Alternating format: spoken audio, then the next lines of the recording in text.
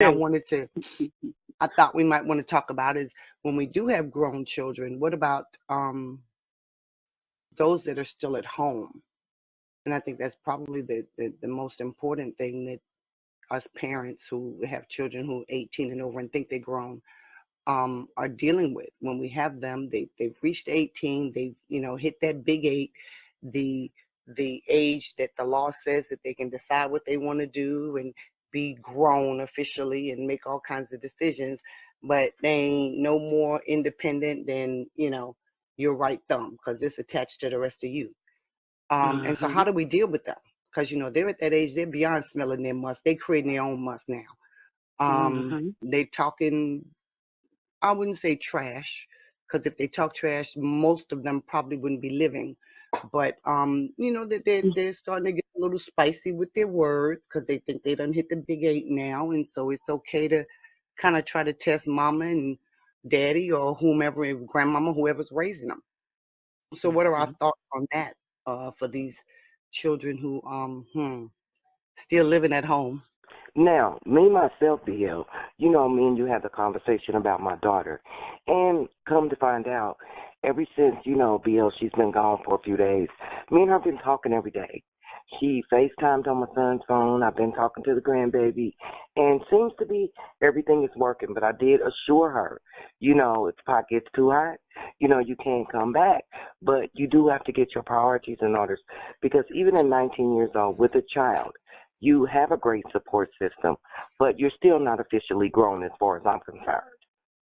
You Right. still need a lot of guidance. You still, need a lot of love, a lot of nurture, a lot of support. But, as far as the law is concerned, you can't demand them to come back.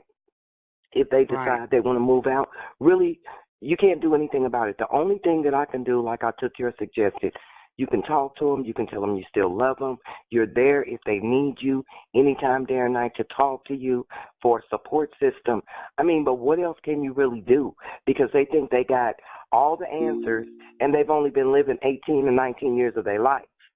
Mm-hmm. Mm-hmm. And Well, here, society tells them that they have all the answers. You know, exactly. it's reinforced in their music, and on the television and the movies that, you're grown and you've got all the answers, and your parents, they old and fogey and they don't know what's happening. They don't know what's going on. And I think one of the hardest things is to relate to your young adult or sometimes still teenage children in a way that they understand that, yes, I might be a little bit older, but I remember what it was like to be 18, 19, 20, 21. And when we talk to them, so many times I know I try to impress upon my two daughters that, I'm trying to keep you from some of the pitfalls and the mistakes that I made, some of the things that I did. So but it's just really hard to get them to listen, you know. They much rather listen to their peers. They would much rather listen, it seems like sometimes, to someone closer to their age than to you that, has the wisdom and knowledge and understanding to help them navigate. So that's always a challenge for me. How to get them to listen? Well, here's the question: when we were that age, did we actually listen, or did we have to experience for ourselves? We had experience. Yeah, Mm-hmm. Yeah. yeah. And that's true. I mean, but when I was 18 or 19, I wasn't thinking about children or, anything like that. And this world is so much different than it Oh, was yes, it back is. then. Because Yes, it is. even when we were growing up, BL and the guests, you still had other people in your neighborhood and aunties and grandma and the lady down the street or somebody to tell you, regardless of whether you wanted to hear it or not, you better not try to side eye them if they said something to you. That's Right. You right. better not have a dare told that old person, well, Keisha said this or whatever, because that was being smart alecky. You had to stand there and you had to take it and listen to it, whether you liked it or not. Where these kids, like I was telling you, Bill, they'll Google something and tell you, well, Google said this, or my friend said this, or such and such told me this. Now, you've raised them Yeah. successfully. They're still alive. They fat and healthy. They've been eating good. You've kept them free of harm and drugs and danger, but you don't know anything. Yep. So true. So true. I just had this talk with my husband. We was just talking about how we weren't, it's just a different generation. We did not backtalk our elders. We did not.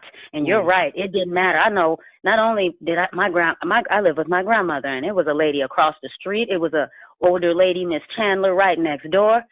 Boy, they all had their eyes on me. And it was really, a village was raising a child back then. Now, if you try to correct someone else's child, you have to be careful, because you don't know how they will receive that. They might cuss you out, to tell you to mind your, bleepity bleep business. And be ready to fight. Absolutely, and be ready to fight you because of it. So, and I was a teacher for many years, and you get that a lot. You will get parents, and, I used to trip out sometimes, because little Billy or little Susie is a little devil. Now, I know they're acting up at home, because they cutting up good here. But as soon as you address it, no, well, you must not be a good teacher, or, it's your fault. And so if you've got parents who won't, help their child take responsibility, it's really hard to get a child to do it as they grow up. And that is true, because training starts at home. Just like you don't send your kid to kindergarten and they don't know how to write their name, and they don't know their numbers, and they don't know their colors, and they don't know their address or their, phone number or whatever. You start that training at an early age, and we all know what our children are capable of. Because my older daughter, BL, the one I always talk about, the little hellion, well, she's turned into a wonderful person now because she's 35. But it was a lady that used to live down the street, and my best friend, Kathy, her little girl and my little girl, they're all in a row. She had 2 daughters. I had 2 daughters. So they was, like one mom, one, back and forth in the age bracket. But her second daughter and my older daughter, they was little hellions, always doing something. And they would always say, there was an older lady had a candy store, and they would go to the candy store, and they would be like, why is she always standing in the door watching us? She's always telling on us. I'm like, but if you wasn't doing what you wasn't supposed to be doing, you wouldn't have no reason to worry about her telling on you. Because I get the news before they even got back home that, yeah, you did stop at that candy store, and you wasn't supposed to. Well, And in that pause, when your kids are bad. I was going to take a second to acknowledge we had another caller come in. Okay. 791 caller, 791. I guess she doesn't want to talk. Okay, well, that's fine. Just listen when you're ready. I know who it is, but until she's ready to acknowledge, I won't say. Okay, but, it is a struggle raising children, especially, I've raised my children for a while as a single parent, and it was a struggle to make sure that you keep your children safe. You have to be the prayer warrior. You have to be, the nurse, the doctor, the cook, the nanny, the counselor. You have to be all of these things to your children, as well as a provider. The provider, the protector, everything. And like I was explaining to my daughter, it can be overwhelming. And a lot of times, as a single parent, we have to sometimes stand back and take a time out, because a lot of times we go to our jobs, we do what we do. We already got messed up people that we work for trying to provide for our children. Then we come home, and then you got the frustration of your children.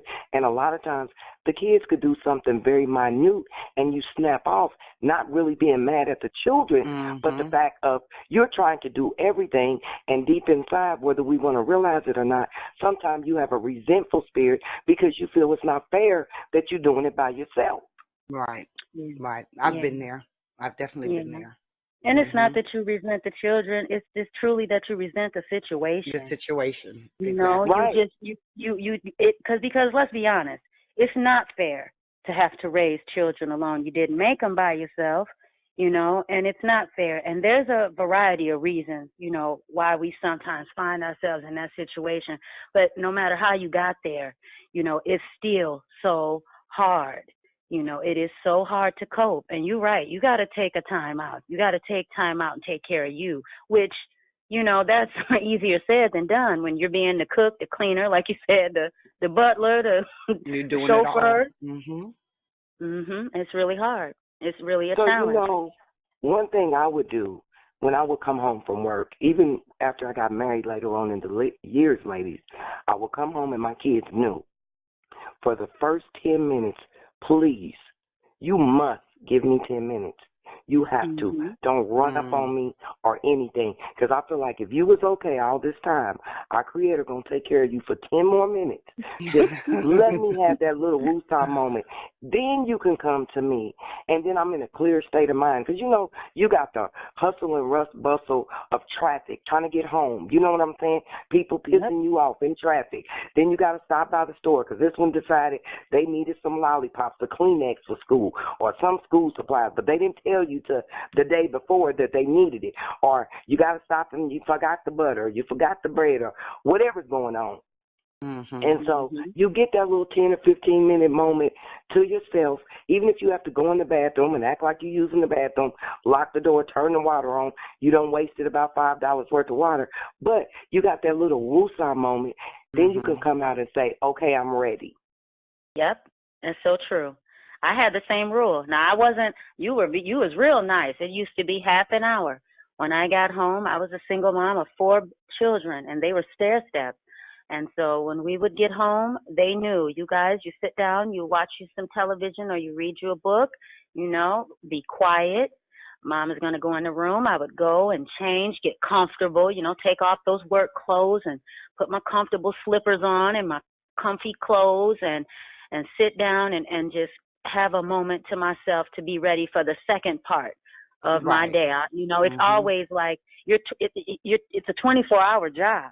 You're running around all day, you're working all through the day, and then when you get home, you're cooking, you're helping with homework, you're getting things laid out for school tomorrow and getting yourself together, getting what you need for work together. So you need to have a few minutes where, you just collect yourself and get ready. Because with 4, my girlfriends used to crack up laughing. They would see the kids when they came home and everybody's talking at once. And one girlfriend said, girl, I don't know how you're not schizophrenic. And, I never thought about it. And she said, and you hear everybody. You can hear you carrying on 4 different conversations. And I'm like, well, you become accustomed to it. And one thing I always tell moms is it does get a little bit easier as they get older. Well, I don't know if it gets easier. You have a different set of challenges. When they're little, you're not so worried about, them, meeting, perverse strangers and that type of thing. You can keep a better eye on them when they're younger. And as they get older and they venture out, that's when the real work begins, when they have to learn to start making decisions for themselves. And that's really, you exchange some of the work that you had to do when they were little for the worry, that you'll do as they grow older, Right. And I think once you have, even if you have, I have 5 kids, but 4 of them, I had the last one way later on down the line when they were older. But you do realize, even with 5 children, even with a set of twins or whatever, they all have individual personalities. They all have individual needs. Some kids are more needier. You have the kids that they need you for everything. Then you have the kids that are independent. I'll tie my own shoe. I'll wipe my own nose. I can do this by myself. So you know who you have to tend to first when it comes to your children. And like you said, even all 4 of them are talking. You can center in on every single conversation and answer them all subsequently. Everybody's question gets answered, and everybody else is looking at you like, what did she just say? And then everybody runs off because everybody's question got answered, and the other party who don't have that many kids or who's not tuned in, they don't even know what's going on. They're trying to figure out what's going on. That's so true. But what happens when they get older? And then we get to a point where, like we were saying earlier, they're at that 18, 19-year-old age. When do you know it's okay to put them out? I've heard people online or seen where people say, 18, you got to go. I've heard some parents say, as soon as your 18th birthday comes, you get your job, you getting out of here. You getting out of my house, I'm done. All I was supposed to do is give you 18 years and that's it. But how do we know that our children are ready at 18? Yeah, now that's a good question. Yeah, good question. Because my daughter that's in Texas, when she was 17, I told you she had a baby. She told me, Mom, I want to get my apartment. And BL, this little girl, has been out on her own since she was 17, never came back home other than to stay a few nights or, something like that. She get to missing me or something, or the kids or whatever. But she's always been together. My daughter that's 18, She got married at 18. She's been on her own since she was 18 years old, got married, and she's been married 14 years this November. She's been on her own, very strong-willed, got it together. Now, my sons had to come back a few times until I just had to tell them, look, you better find somebody, some wife, somewhere, and get it together. Get it together. Because, you just keep coming back and what's going on. Now, the youngest one, BL, she's in love. And you know how I be with the first love. And it's the high school boyfriend. And, I'm in love and whatever. But they did find an apartment. He's been working, over 2 years. And they seem to get it together. And we've been talking, BL, every day since I talked to you the other day. Me and her have been talking throughout the day. Okay. And I did exactly what you said. And I'm telling you, BL, Lord. Woo, so we're going to have a report for the Healing Happenings episode. We're going to have a healing report. Okay. BL. I didn't even drink the wine. Well, all right then. See, look at that. So, yeah, I told her, I said I had to call my therapist, and she started laughing. She's like, your therapist? I thought you went to go see your therapist, because I do have an actual therapist. I was like, oh, no, this is a new one. This is out of state. I said, I done stepped it up a notch. I said, I got somebody I can call out of state. She started laughing. So me and her had a conversation, and relayed to her what we were talking about. Then I brought up the questions that you were telling me to talk to her about. And she's like, no, Mom, I'm fine. I just think I was frustrated. And then I thought, well, you're trying to tell me what to do. I said, no, you're right. I said, and somebody told me, step back, Mama Bear. She's Mama Bear now, and you have to respect that. And only intervene if she needs you to.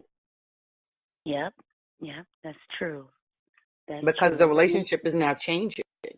Even though she's 18, 19, she's a mom now. So while she's still probably a child who may not have been ready to be on her own, she's got that baby.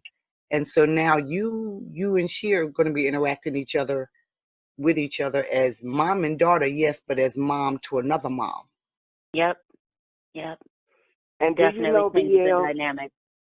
He's over there pinching them and crawling. Mm-hmm. Now don't let him crawl too fast. We don't want him to move out the way too quick.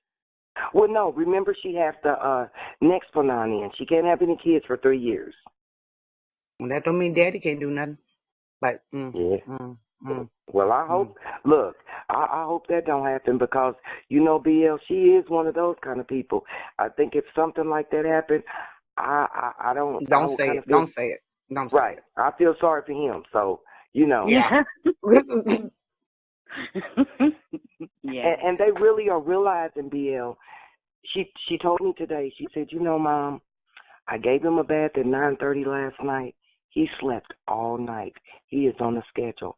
I said, you see how it works when you have to put him on a schedule because you couldn't sit down and watch a movie or do anything. He has to be on a schedule at that age because if you don't start now, you will never get peace. Mm-hmm. That's right. So that sink or swim situation really worked for her. You know what, BL?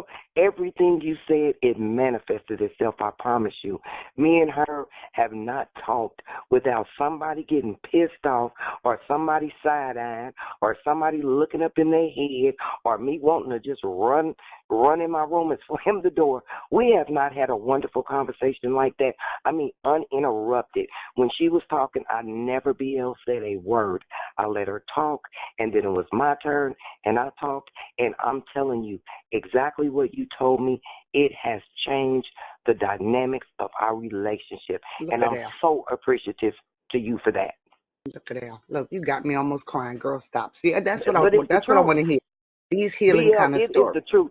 You talk with my son as well, and he told you my daughter has been spoiled all her life. Her stepfather, I told you, thinks she's a princess. He wants to buy the baby a bike. The baby ain't even walking. He still treats her like a baby. She ain't a baby no more. So he's going to figure that one out real quick. Now, here's the next question. I'm sorry, go ahead. Sit down and talk. Me and him are going to sit down, and I'm going to relay to him, BL, the same thing you told me, that you have to step back. He's right. It's time for him to step back also. Yeah. And be prepared to catch her, if she falls and she needs you. That's but right. You have to take her lead because she's mama now. Yeah. actually the relationship is probably going to get so much better, so much Mhm. that she didn't understand about you as a mom. She's getting ready to get some good understanding now. You Mhm. know, she will have much more compassion. You know, sometimes as our kids get older, you know, even though I know I told my children, now hold on now, mama's not perfect, okay? Especially when I was a single mom. I'm not perfect, okay? And sometimes, you know, I did get upset, and I always tried to, you know, come back to my children and say, look, you know, I'm sorry, and I'm under a lot of stress at work, and you know, XYZ. But when they have a child, my oldest son is a father, and my grandbaby is going on too, and our relationship is so much better in a lot of ways since the birth of his daughter, and having to have that responsibility of taking care of her and her mom, and really grow into that man, you know, that I prayed he would be. But he's always like, Mom, oh my God, you did this by yourself? And I said, uh-huh. I said, yeah, it's not as easy as it may seem. But they get so much more understanding. So the way that your relationship with your daughter is flourishing, just expect it to even get better as time goes on, because she's going to understand you so much better and understand what the gift of being a mother that you gave her. Wow. And I've And It's going then learned to get so better. much from you ladies. I've learned so much from the Lance Curve platform in meeting people like this. And that's one of the reasons why I'm so appreciative to Sister BL, because the Sister Chat thing is going to grow, and it's going to help a lot of people. Because even the other day, I was talking to my son. You know, Ryan, he has the daughter Riley. right. So the last time she was over, Riley's 4. She told my son it was time to go to bed because he's strict. He's real strict, BL. He has her on a schedule no matter where she's at. And so it was time to go to bed, and she's like, well, I can't go to bed. And he's like, why? She was like, well, you didn't do ballerina with me. We're supposed to do ballerina. So they did that. He did the ballerina with her. Then she was like, well, I need to go check on my grandmother. And he was like, no, you don't. She was like, well, I need to make sure my grandmother's okay before I go to bed. You know, just one thing after another, you know, because she didn't want to go to bed. And she's Mhm. like, well, I got to show grandma how to do ballerina. He was like, look here, little girl. You about to ballerina up in this bed, and you're going to lay down. And it's just fantastic to watch a son have that relationship with the little girl. You know, the tea Yeah. parties and the different things. I mean, it's mind-blowing. Yes, it is. That'll be It's actually awesome. a blessing. It's actually a blessing, especially if you raised your children alone. You know what that was like to see your son be a father. Mhm. It is and it's a healing thing too, Mm. because you began to see that though you know may not have been a man, you know you did enough, and you know it's mothers don't often get pats on the back. You know, nobody says good job for hanging in there 20 years pretty much with each one of your children. You know, if Right. you added that up, you have 5 children, ma'am, that would be 100 years. Okay? That's Yes. that is a serious commitment, and nobody says good job, mama. You know, you really, you know, you hit it out of the park. You may hear it every now and then, but it's not something that we hear a lot. And so when you see that, that's your good job right there. You know, that's where you know you know, hey, I might not have been perfect, but I did a pretty decent job with this child. And Right. I know for me it's a healing thing to see how, you know, we call her Tootie, how her face lights up when she see her daddy. Oh, when she see that man, you know, Mm. and then she looks just like him. I said, well, you could never lie about this one anyway, son. This she looks just like him, and she just lights up when he comes in the room. That's her buddy, and she listens so good to him, you know, and he doesn't have to raise his voice. He can just say, hey, don't do that. And she'll just, okay. You know, her mom can say, hey, don't do that. She's like, I think I'm going to try to touch that anyway. You Mhm. know, so she's so little, and they already have that special father-daughter bond. And that's a Wow. blessing as a mother. It's a blessing to see that, and it helps you heal, from and it takes away some of the, because remember when you were raising those boys, I know I had the thoughts, I hope, I'm putting the right things in my Mm. boys so that they, stand up and be men and be fathers. I had doubts in myself, in my ability, knowing that I'm a woman. And so to see that, I know it's a blessing. It's a blessing. Mm. And it is, and that's why come men do have to realize, although, caller, we do it, we endure in spite of, but it is so important to have that man in the life. Just like my That's daughter, my right. baby daughter, she has a son, so a little black boy, a son. So I am so proud that even though him and her are working through the motions of their relationship, he is there. He is present, for his son, because that is so, so important It's now, vital. even though it is vital to the relationship. And, he don't have Yes. any bad habits or drugs or partying or streets or thuggish, none of that. He's just a nerdy little kid. But, he's a good dad as far as that's concerned. And I like I tell her all the time, I couldn't have picked a better boyfriend for you, period. I couldn't have picked a better father for my grandson. You guys just, they just have to grow up, like BL said. They have to grow up. Yes, Mm. yes, they Mm. do. They do. And the growing up starts when they leave the house, when they no longer have that, Cushion. that a cushion right up underneath them. And it is so important as mothers. You can tell when they're ready to spread their wings. Like, Sister BL, like you said, sometimes that mouth gets a little saucy. We not adhering to the curfew and some of the rules. Those are the warning Mm-hmm. signs. Those are the beginnings of sorrow. Okay. If you don't put them out your house. Tell them, hey, Well, look, no, one we're of not doing that. yeah, one of my famous quotes, BL, is, in order to let the growing flow, we have to learn when to let them go. Mm. Yes. Ooh, I Mm. like that. Ooh, I like Mm. that. Yes. So now that's it, and that's all almost right there. You gotta let them go.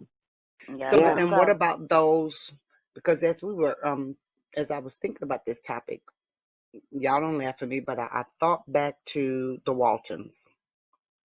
Oh wow. And I remember John Boy was well old enough to be out on his own. Right. Some of those other girls had grown up and were well old enough to be out on their own. They hadn't married yet. And I guess back then that's what you did. You stayed home until you got married. Hmm. But what happens in today's society when our kids are still, like mine are 19, they'll be 20 their next birthday. And Hmm. every now and then when somebody gets a little attitude, or, you got 3 menstruating women in a house, ain't no telling what, there's 3 weeks that's unsafe in here. You got 1 week that's safe in this house. So somebody could be looking for their own place because they mad this week. But as far as any real plans to move, no one's making any real plans. And I'm not making any real plans actually to put them out, just because um, I know that they're not really ready. And they've got some things down packed, but they're not totally ready. The world is so cruel out there, and it'll eat you up and spit you out real quick. And Yeah. then um, they've still got a few more things to learn, and they've not been that bad, if you will, while they're still home. So Well, see, that makes all the difference. that's what That I was make going to all the raise. If difference. they're still at home and they're over 18, how do parents juggle that? Do they still have a curfew, or does the curfew change? What about bringing in their partners if they're Okay, Yeah. hold sexually up. active? What Hold about up. the cleaning and how much money, if they're working jobs, do they contribute into the home? How much do they Absolutely. contribute? All of that kind of stuff. Absolutely.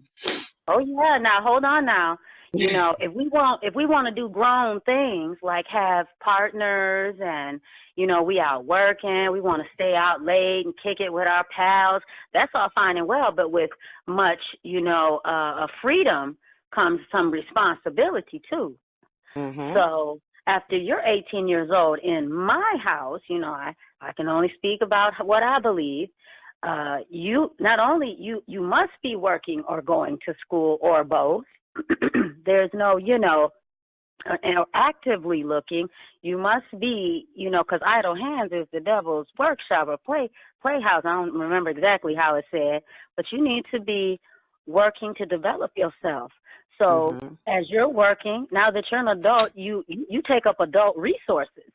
Well, you know what I'm saying? So you're going to have to help with the replenishing, because this is preparing you for the real world. Because, see, when you get out there, they're not going to say, well, just give me a little, $30 on the grocery.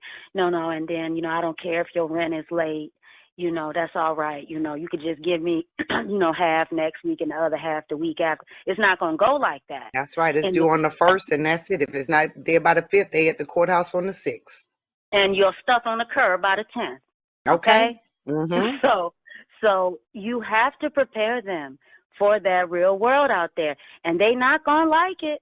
Oh, man, that's not fair. So-and-so, mama, don't make them. And I have to tell mine, well, aren't they lucky I'm not their mother? Because they be doing the same thing up in here. I'm your mama, and this is my house rules. And when you have your house, you can have your rules. And there has to be order. And that's another sign that they're ready to spread those wings. When that order that you have established since they were little, when that's no longer acceptable, well, I'm not changing my rules, so it's time for you to probably change your residence. But you have a conversation about it, and not in anger. Exactly. You want to get the hell up out of here. No. That's not the way to, approach the conversation. Before you get to that point, it's probably a good idea to say, hey, let's sit down and talk about this. I think it's about time for you to get ready, and so let's make this plan and let's make it happen. And, you were so true because, Bill, my son came back here temporarily. And he knows every time he gets paid, Bill, he has to contribute. And, we have a set amount. We both buy groceries. We pay bills. We both buy the things we need. But, he's used to paying bills and stuff. So what I charge him is a small fee compared to what he would be paying if he was on his own. But you still have to contribute because like I told my other children, hey, whether you here or whether you not, I can pay my bills. I can take care of me, myself. That's right. But when you're here and there's extra baths, there's extra lights on, there's extra TVs on, you're plugging in your games, your TVs, your components, your phones, you're using the washer dryer, you eating more. I eat once a day. When your kids come back home, they want to eat 5, 6, 10 times. True. So, as long as it's fair, because, you don't want to take enough from them where they never can move out, but, you make it fair to where you say, hey, you got the little bit that you give me, then you got your savings, and then you have your spending money. But what you give me and your savings come first. If you don't have enough to spend this week to go out or do anything with your friends, oh, too bad. And then my son, no, ain't no Becky's, Monica's, Karen's, Kim's, Carrie's. You ain't spending on all year because you're grown. That's right. And when you're over 18, go get you a hotel if you feel like you need to get your things going on. But we're not going to have that here. And it just has to be rules. That's just the bottom line. You're not bringing, like you said, don't bring all them Beckys and Susies up in here. That's not happening. When you're ready to do that, as I explained to my children, you're ready to be grown, my dear. You are ready now to be on your own because it's bad enough I'm still putting up with you. Now, if you think I want to have your little boyfriend and girlfriend up in here and y'all all googly-eyed at each other, please. I could, you get a certain age, especially when your children are young adults, your privacy is precious. Your quiet time is precious. You crave it. You crave that time where, hubby is being quieter at work and you have that ability to just have that quiet time. And really, young people don't understand that. Notice they love noise. Music is loud and the TV be up loud. Right. And they making noise. Bam, bam, bam. What you doing? Why everything? Slam the door. They don't really mind noise. But, as you get a certain age, you enjoy that quiet time. And actually, like I've told my children, you've earned it. You've earned it. If you put your best in as a mother for 20 years, and it really goes longer than that, like, 20, 25, 30 years, you've really put that time in with those children. You have earned, a certain amount of the cleanliness of your house, when nobody's there. You know how spotless it stays, not having to spend as much on your bills. These are things that you earn if you put that work in. Right. when they are little.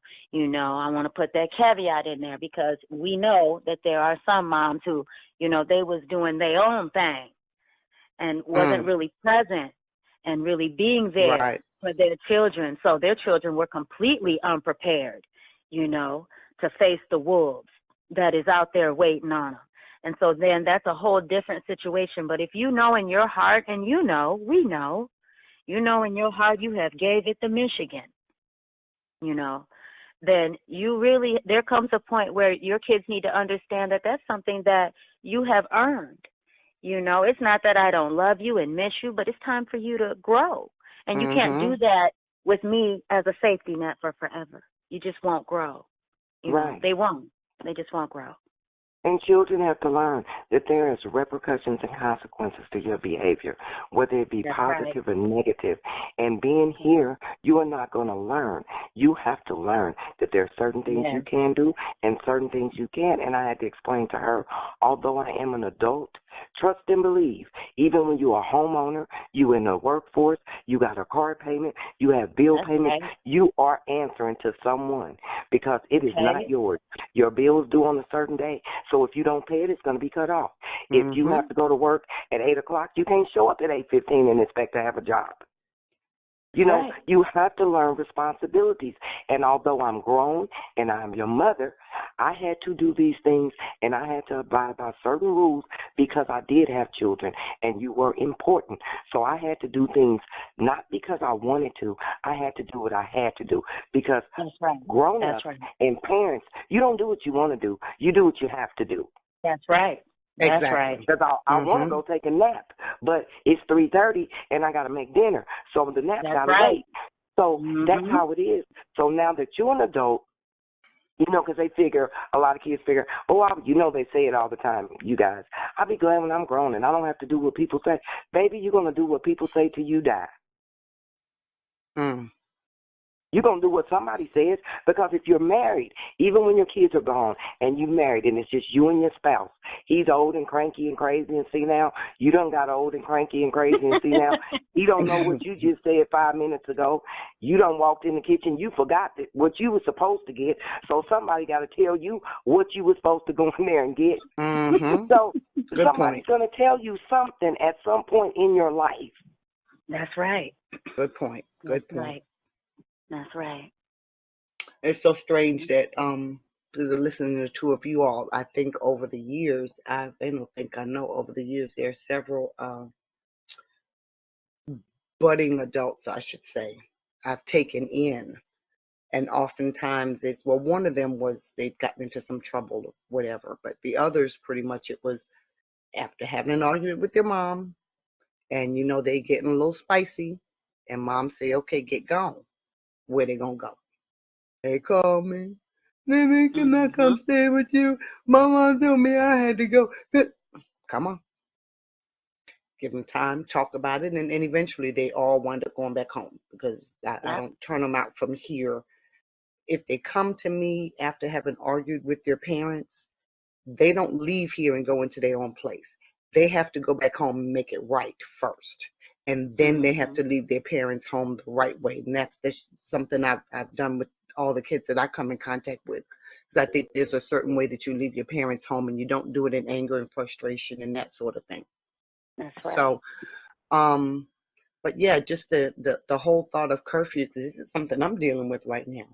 Now, I won't say my girls are nerds, but, both of you are my 791 caller, you don't know this, but the other two callers on the line know both of my girls are, they don't date, they work, they're school focused and that sort of thing. So curfews, we almost don't even need to discuss it because they rarely even go out. If they're out late, we're out together or they're coming home from work or there's some particular special event to where, we don't even discuss a curfew per se. It's a matter of, well, what time should I expect you? And that's it. It might be somebody's birthday or prom or, something along those lines. And okay, well, if you say you're being around 12 or 1, okay, well, I'll look for you around 12 or 1. And if I don't hear from you by 1:15, 1:30, then I'm concerned. And so I don't give them a set time. Well, and BL, that's a beautiful thing because you don't, just like my son, he's 26. He's only here temporarily, because he has to have his own space. That's just how he rolls. But, we don't have a curfew or anything like that. And even when my two older sons were living at home, one was 18, get ready to graduate, and the other one was 19. Me and my ex-husband, we really didn't give them a curfew. They knew what was fair. And I told them like this, what time would you have your children to be out? What time do you think is late for your children? Because I always let them think, BL, that they were making their own decisions because they had to learn to make their own decisions. Right. I was like, what is the appropriate time during the week when you go to school that you feel that you should be home? What is the time on the weekend that you feel that you should be home? My one said during the week, 10 o'clock. Said, okay, check mark for that. That's good. The other one said, I think he said a little later, but then on the weekends, my ex-husband, me and him, we said 12:30, 1 o'clock, like you said. If you're going to run a little late, just give us the grace and call it.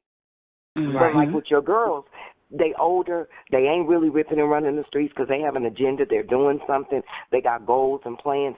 Sometimes you never have to discuss that with your children because, you don't have that problem, so the issue never comes up. Right. That's what I was going to say. That's a beautiful thing. Yeah. Oh, okay. So, all right. Well, let me clap for that. All right. So that's something I should be clapping for. Okay, cool. Oh, yes, BL, you should clap and pat yourself on the back because they're girls. So if they're not trying to be out late and they ain't got boys and all of that and you know where they are the majority of the time and you guys do things together 90% of the time, honey, commend yourself and not only clap, stand up and take a bow. Okay. All right. Yeah. Because even though my daughter, the baby has a baby, she was always BL the kind. I told you, even though she was in the ROTC, she didn't want to go to the ROTC ball. She didn't want to go to the homecoming. She didn't want to do any of that. So when the pregnancy thing came up, even though I was a little disappointed, even though she graduated, I was a little disappointed, but I wasn't dismayed because she never gave me any issues prior to that. That's true. So I had to just go with the flow. I have had a conversation with my children where they say, well, the baby, my youngest daughter, well, she didn't really get in no trouble. And you was easy, you were a little easier on her. And I think it's so funny because I have to remind them, no, she was easier on me. She, definitely from very little, didn't give much issue, much problem, and so by, just as a natural consequence, when she did do something, I'm a little bit gentler, because it's so few and far between. And so, it depends on the child because I have had a child where curfew was very much an issue. And he's always been independent, always going and doing a lot, but I needed to keep an eye on him. And I knew that. And so, in some ways I had to be very strict with that oldest son of mine. Like, hey, because it became a point where he's a little taller than me and his voice is a little deeper. And I think if you have boys, you know what I mean, and you have to let them know, look here. I know you might have forgotten, but I'm still mama. And if you're going to reach these goals and things that you say you want to do, then, there has to be some boundaries. You cannot be out, all night, and it better not happen again, Right. So that I had a child where, it was an issue. And, the good thing is it was right before he went away to college. And I think he was just ready. He was just ready to go. He's always been independent. I think it was time. And, before he left, we got it together. you know. And the funniest thing was, it was only great for 2 weeks when he went away to college and they started slapping that homework on him, Mm. you know, and it wasn't so much fun anymore. So even though they think, you know, oh man, I can't wait, you know, when that responsibility comes, they will remember and they Mhm. will let you know. They will tell you, you know. So, but I do agree, Sister BL, you blessed. You know, Yes, you that's are. in today in 2019, you know, I work with kids. That's been my whole, almost my entire professional life, and which started young. And so I I've seen so much when it comes to children and parents. I've worked in inner cities. I have worked in the suburbs. I have worked a couple of different places, you know, as a teacher. And you don't realize until you come into contact with so many kids and parents, you know, what a good job you are doing. You know, Mm. so Yes. I can tell you, you know, just by what you said, you've done a great job. And so when it's time for them to go, you're all going to be happy about it. Everybody's going to be ready, you know. Right. That's the blessing of the entire situation. You Because know, sometimes they're and not that, happy. and you know, another thing I think that a lot of women fall victim to when you are a single parent, sometimes we try to overcompensate. And I had to explain to my Mm. children, I will not become your best friend until you're grown and you move out. But while you are here, I am That's not your right. friend. You are not going to talk to me like your friend. And I don't care what your friends say. If you want to talk to your friends, call them. I am your mother and your mother. And if you like me too much, then I know I'm not doing my job. And funny story is when she said boys, I have two boys. The older one, you know, I told you he was the hellion. Now, you know, we put Mhm. alarms on our houses to protect our houses, right? And so we Mhm. lived in a two-story house. This little boy would go in his room, lock the door, climb out the window, The window. And yes, jump down. jump I down. had one do And that. then Mhm. when it's time to go to school, we go up to the room. He's gone. He's gone. I'm like, Mm-hmm. hell, we put an alarm on to keep the burglars out. Hell, we got to put an alarm on to keep you in here. Mm. And so what we did, he broke curfew a couple of times. So this is what me and my ex-husband did. We said, okay, you too old to get a whooping. You're standing 6'3". We ain't trying to whoop you. So guess what?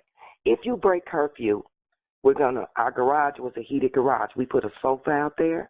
I put a pillow out there, And and I put moved a him out cover there. out there. I Mm. said, and baby, check this out.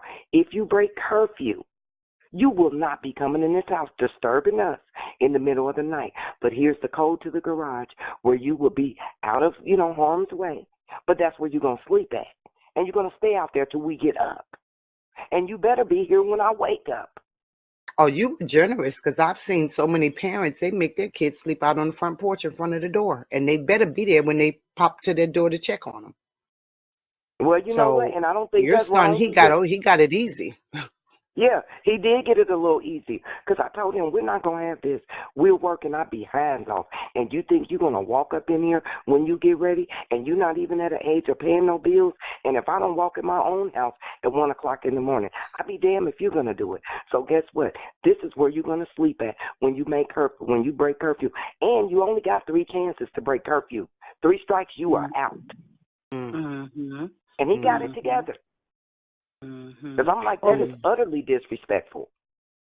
well, what young adults have to realize is no matter how old you get, as your parents, we still love you and we still care for you. And so if you're just gone at different times, all times of the night, we know what's out there. We know what could happen to you. And we don't want to get that, knock on the door at 3 o'clock in the morning telling us to come identify your body. Right. Well, That's really what it's about. We're not trying to restrict your freedom per se. We're trying to set some guidelines. So if you are known to come home and you're always on time, and one time you don't, we are alerted immediately that something might be wrong.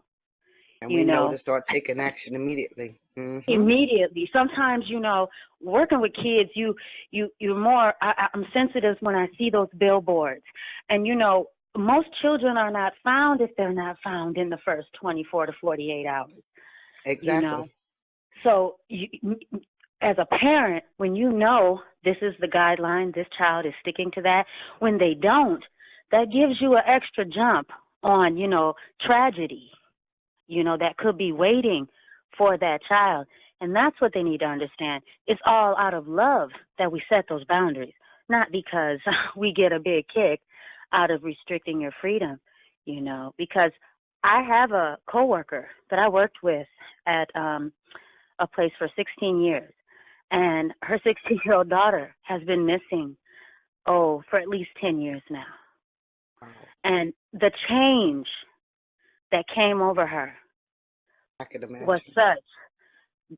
She has never been the same. And the grief in her face, in her eyes, is present at all times. When I think about it now, I can't remember the last time I saw her smile. Just smile after her daughter went missing. And no parent should have to experience that. And it doesn't have to be, it doesn't have to be, especially while they're under your care. They don't have to like it. You're not supposed, like the other participant said, you don't have to like it, but. And that's true. And I have friends, I have best friends. I have two best friends. One lost her brother some years back. And my best friend, she lost her son when I was pregnant with my daughter, my baby daughter. So her son has been passed for 19 years. And I know in the depths of my soul, she's not the same. And this is how she described it to me when we talked. Because I was just, after it happened, we were really, really close. All of our children were close. And so I would just go over her house sometime and, we wouldn't even talk. I would just be there, just be there for her. Right. Mm-hmm. And she said it just feels like a wound that will never heal. And her son was killed tragically from walking away from an incident. He wasn't doing anything. He was walking away, and the person, shot him. And, she's just never been the same. It's like something's missing. That's right. And that's what you don't want. You don't want to have to deal with that. I'd much rather deal with a young adult's attitude because, they don't, they want to kind of have that freedom to do what they want. I'll deal with the attitude because I don't want to deal with what I saw, as I said, in my coworker's face, the change that came. It's almost like a dark cloud. Mm-hmm. It's just constantly hovering over her, and, it's heartbreaking. It really is. It really is to see someone kind of deteriorate, right before your eyes. And because she doesn't know what happened and the baby just poof, gone, I mean, there have been flyers and billboards, and I know she has tried everything, She has taken off work when she thought someone really had a good lead and go and try to see if that's her daughter. And I just can't imagine living that way. So when it comes to dealing with a young adult that's still in your home, you have to put some parameters in place. Not, again, to keep an eye on them like they're a baby, or so we could sleep at night. So we can sleep at night, right? That's really what you got to explain that to them. It's, I don't sleep good. I need to know that you Everybody's are there. safe. Mm-hmm. Yeah, that you are safe, and that's what family is for. That's what family is for, to keep an eye out on one another. I always try to press that issue with my kids, really impress that upon them. This is what it means. It's not just we're related by blood. We share genealogy. If we family, I care about what happens to you until I die. Right. Right. But you don't stop being a mother. Like I tell even my 35-year-old, you don't stop being a mother. And BL, like I was telling you, I signed up for this 35 years ago. I rest when I die. Even though you're in another state and you have children of your own, and you really don't have any worries when it comes to you taking care of your children, but I am a mother. That mother instinct, when you're a real mother, it never goes away. And like I tell my children, I know each and every one of my children, and I told them, the reason why I know you guys, because I was there. You can't know somebody that you don't build a relationship with. I said, and outside of my job and outside of my relationship with my mother and the Creator, you guys are the intricate parts of my heart which makes me breathe, and I know each and every one of them. And you can come in this house, and you may not say a word, but I know exactly if something's going on with you. I can tell in your voice. I can tell in your walk, in your presence. My children can be walking in the house, BL. I'll be back in my bedroom, and I'll say, call them out by name, and they was like, Mama, how can you do that? I know your walk, baby. I know you. I was with you when you took your first steps, so why wouldn't I know your walk today? Because I was present. Now, I wasn't perfect, but I was present. Well, now, here is something that I do struggle with. What? Cleaning. Now, I ain't going to say that they nasty. But they're not eye clean. They're not eye clean. They clean and I clean, BL. It's two different things, baby. Yes, see, that's the problem. That's the problem. But BL, that is just them. Let me tell you something. I had 5 of them. They're all different. The oldest one, she's like me, kind of OCD. You know, BL, we Cancer, so we kind of OCD a little bit. Okay, and like my son told me, he said, your definition of dirty is when a piece of paper's on the floor. I said, yeah, because if you walk past that paper and you saw it, I feel that you should pick it up. But if they're not doing anything else, BL, I had to learn. Let it go. Because one day they're going to leave, and as long as you ain't got the rotavirus or the trichomoniasis or something, you're going to be all right. You're going to be okay. Because it will drive you crazy. Literally. Some things you just say, you know what? You sleep in that bedroom, that's how you sleep. These outer quarters that other people see, they're going to be pristine. If you feel like you shouldn't make up your bed, but at Friday at 6:35 p.m., March the 12th, then that's okay. If you okay sleeping like that and you got 12 books on the bed and a shoe and a sandal and a boot and you can sleep that way, that's okay. Because it used to drive me crazy, BL. But the major problems with your girls, you ain't got no issues. And if it's just a little cleaning issue, like you know how the old folks used to say, you got to pick your battles, don't even worry about it. Yeah. I've been working on that. I really have. And I'll just be honest, it is a challenge because, you know, I was a little bit of OCD. Yeah, I'm going to say it. Yeah, a little, not like everything put where it's supposed to be and that sort of thing. And just to, like, oh, Lord, y'all, please. But but it's not a nasty. It's not a, you know, stepping out your clothes, leaving them in the floor, your underwear all over the place. It's not that kind of nasty. It's just, I have one daughter who will clean her room top to bottom. Everything in her closet hung up beautifully, perfect. Her floors clean, her trash can clean, bed made, you name it, beautiful. By the next day, and I don't understand because she has a set clothes that she wears all the time. She's got to work clothes, which is pretty casual anyway. So it's not like she's going anywhere. She has to pull out 7 different outfits and try them all on, and none of that. It's just within 24 hours, it looked like she hadn't touched the room in 6 months. I think it's something magical. I think it's something magical that goes on in the room because my daughter feels the same way. When she was here, BL, the same thing. Even when she was in school, I would get on her about her room. I go down there, and I'm telling you, like you said, BL, it's spotless. By the next day, say she goes to school and I go downstairs, I'll be like, what the hell went on in here last night? What is going on? You got everything everywhere. I think you just have to, it came to the point where I just had to learn to just let it go. I said, you know what? I'm going to let it go. Long as it don't stink down here and ain't no gnats and flies and, you know, ain't nothing growing up in here and no animals, wild animals or nothing coming in, I just had to let it go. Because it will drive you crazy. Okay. Wow. And as long as she cleans it up when you ask her to, you know, as long as she cleans it up when you ask her to, you just really ain't nothing you can really do about it. Because these teenagers, they clean and I clean is different. Because my daughter will come upstairs when she was here. She drank out of a different cup every single, you know, it's 7 cups downstairs. Every time you got something, you drink out of a different cup. I can't understand it. I'm like, why wouldn't you just bring the cup, rinse it out, you know, and put whatever you're going to put in it? But then about 3 days go by, and then she comes upstairs with 7, 8, or 9 cups. They're empty or whatever, and it was just a constant thing. Or you take some out the refrigerator, the ketchup or whatever, you sit it on the cabinet. Ain't gonna put it back or whatever. Just little bitty things. Exactly. I mean, really,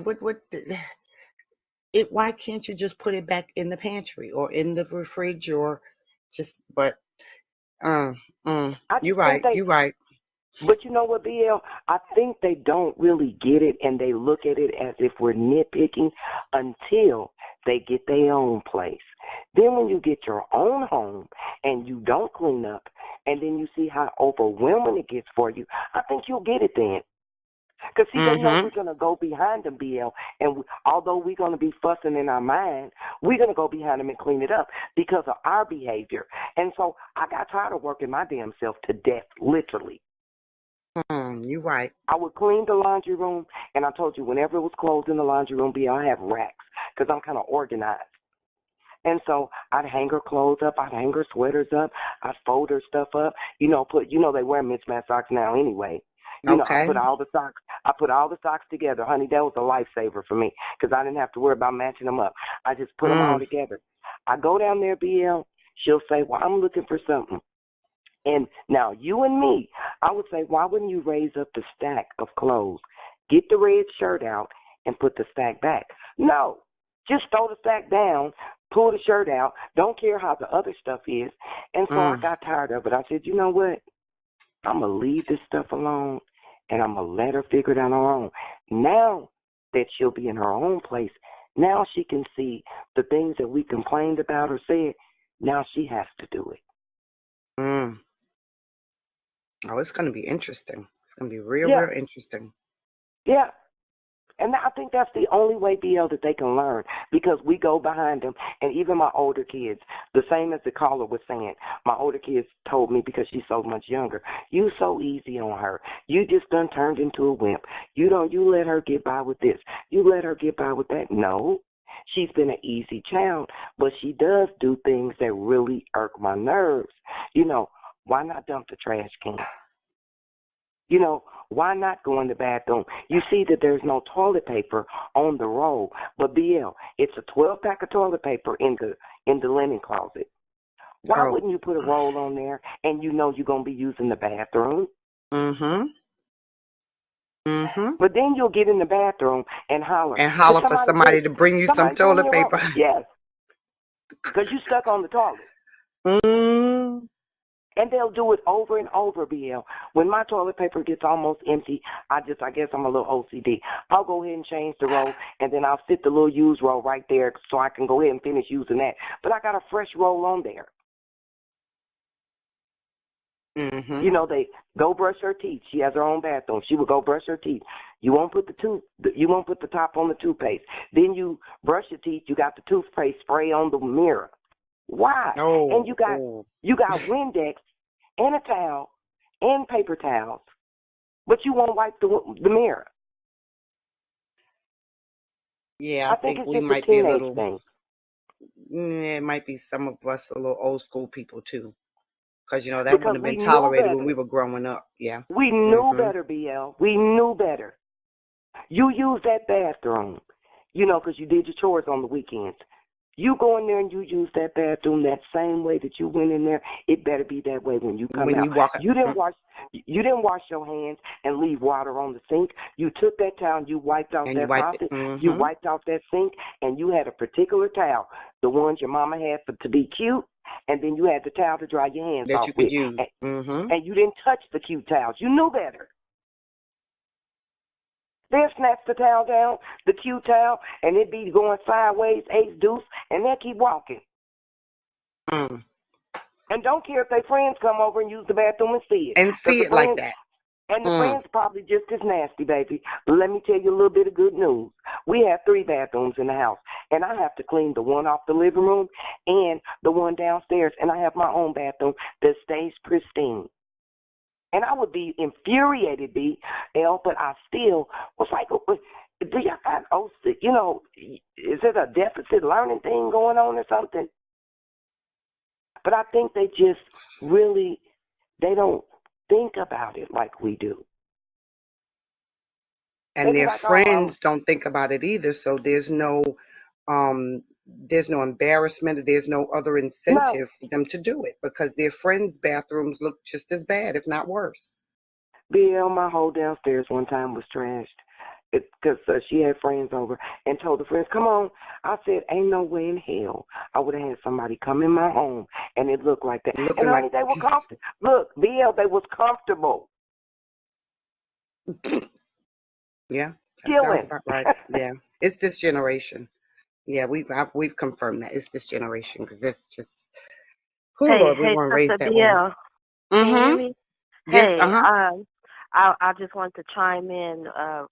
You guys are hitting so many topics, and when I first got in on the call, I was just sitting here really just thinking about me and my mother's relationship, and I realized, Mm. like, about 22, I really had to sit and look at my parents. I really had to look at them as they were kids.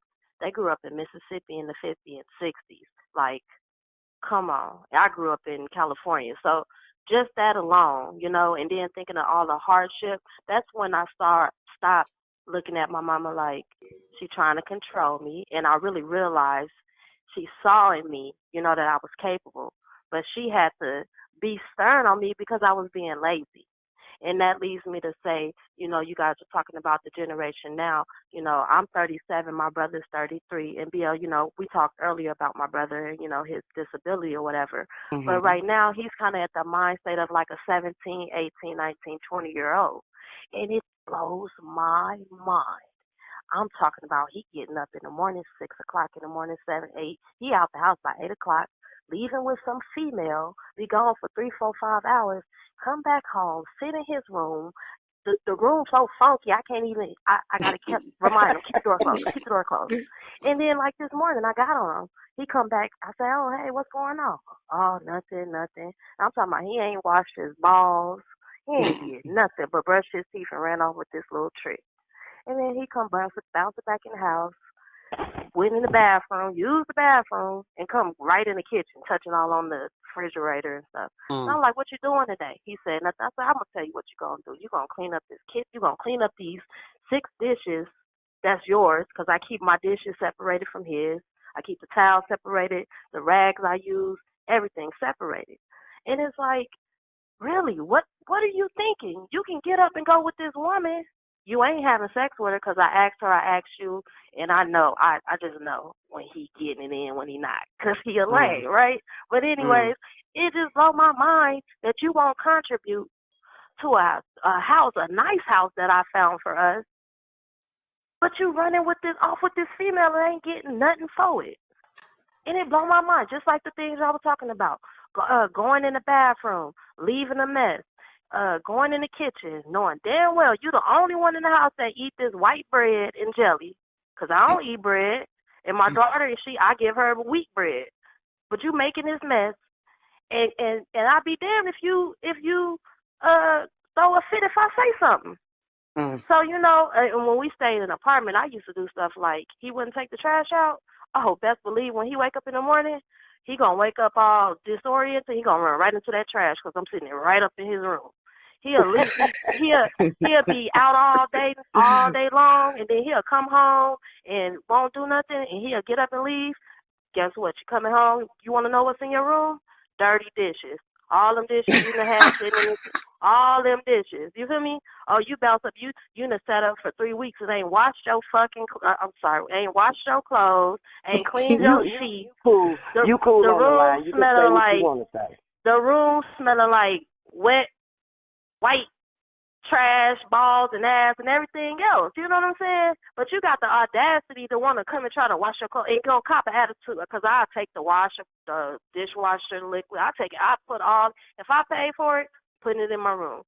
10 years it's been since I went to California and brought him out here where I am. And I had to tell him, look, you ain't progressing. You ain't doing that. You ain't trying to elevate your life. And I'm like, you got to get over it. You grown. You got to make decisions to better your life. And I was just like, look, we done being roommates. I'm done coming to your rescue. I'm done being your mediator between mama. I'm done. I'm done getting into arguments. Like, I'm on a whole different other level. It's other people that I can actually help, and they going to listen to me, and they want my help. I got a whole 6-year-old daughter that I'm trying to raise. She telling you stuff. The 6-year-old coming here telling you stuff. Mama, my Uncle Marlon, my mama just finished cleaning up the kitchen. I think it's your turn. Like, come on. You know? And it's a thing, like, the younger kids in our family, like, I got a nephew. At a certain age, my nephew started seeing he was smarter than, you know, my brother and all these things. So the way my brother used to talk to him, you know, come do this and do that, and, you know, try to act like he, you know, being a responsible adult, they started checking him. Like, you brush your teeth today? Did you? You know, they check them now. So I completely emphasize with y'all. And I remember as a teenager how I was, being messy, pulling out the whole stack instead of going through. And, you know, for me, it was some other issues going on with me. That was just some other deep underlying issues.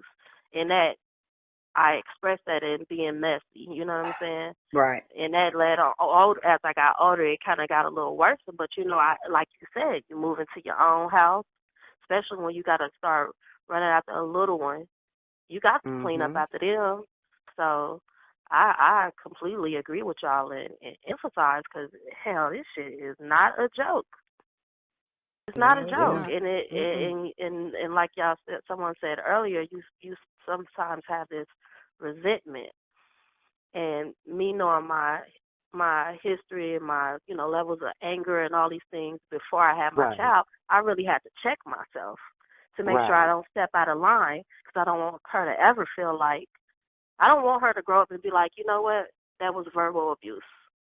Right. Or, you know what, my mother really turned her back on me and I was crying out for her. I don't ever want her to be like that.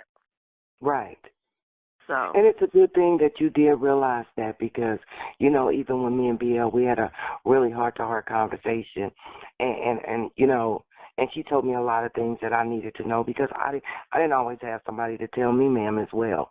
So I had to learn how to deal with my daughter, because like BL was explaining to me, you don't want her to feel like that, you know, that she made you angry and you're not going to be there, or you want to make her choose, or you want to give her an ultimatum, because she loved who she loves, hell, just like I loved who I loved when she was conceived. So at the end of the day, you know, you do have to say, you know what, let me rephrase what I'm saying or whatever, because I made mistakes as well. And we do have to go back and say, you know what, maybe we wasn't as bad as they are now, but think about it. We didn't have the distractions and the cell phones and the social media and the TVs and the friends and what you see on TV and what you see. Even if you protect your children from that, they go to work, so they meet crazy-ass people at work. They go to school, they meet crazy-ass people at school. They go to school and meet kids that don't have no structure, no curfew. You know, they do what they want to do. You know, they be like that. So they do have a lot of influences and a lot of things, peer pressure and stuff that they have that we didn't have when we were younger. You know, the parents told you, keep your legs closed, keep your skirt down, don't climb the tree, don't do this, don't do that. They didn't tell you why. But now with our daughters, you sit your daughters down and say, look, I know that I can't be on P patrol the rest of my life, but if you're going to engage in intimacy, these are the things that you have to worry about. This is how you take care of your body. These are the things you have to do when it comes to boys. And I'm so grateful that I had girls and boys, and I'm very, very grateful that when my daughter came along, my daughters were teenagers and my sons were turning into teenagers. So I had a wealth of help, you know, when it came to raising her. Stuff that, you know, that maybe that was kind of iffy for me to talk about. You know, my daughters could talk to her about that stuff. So it really helped me a lot. But even my daughter would tell me things about her friends, say her girlfriends come over. And, you know, I was one of those parents you could talk to about anything. Right. I found out even with her friends, some of them didn't know nothing. Their parents didn't even talk to them about sex and you got to take a bath. You know, it's okay to take a shower, but after that PMS time, you need to take a bath. Put a little baking soda in there. Do a little this. Take care of your body. You don't want a boy to tell you stink. You will never live that down. I don't care if you graduate high school. They will remember you as the stinky girl. You At your don't want 30-year reunion, that's right. Yes. So you make sure that you check your P's and Q's. Even if you take a bath at night, get up in the morning and check that Wash area, up. that low area. Check under your arms. Make sure everything's on point. If you got to top off the deodorant again and swish, do that. Make sure you fresh at all points. Carry you extra pads. Carry you extra. Yeah, I'm sorry to cut you off, but you know, okay. like I was telling BL, you know, my daughter. That was one of the main things I had to teach her about her body and the vagina and the penis and the purpose of a man and woman coming together. You know what I'm saying? So she could be well aware of the purpose of sex and feelings and how her body gonna feel and all these little different things. And then just thinking about a neighbor that I had, her little girl used to come up there and play, and she was bigger than my daughter. And you know, and both sides of my daughter's family, we got small frames or whatever. But this little girl was way bigger and talked like the baby talk, and hair never was combed.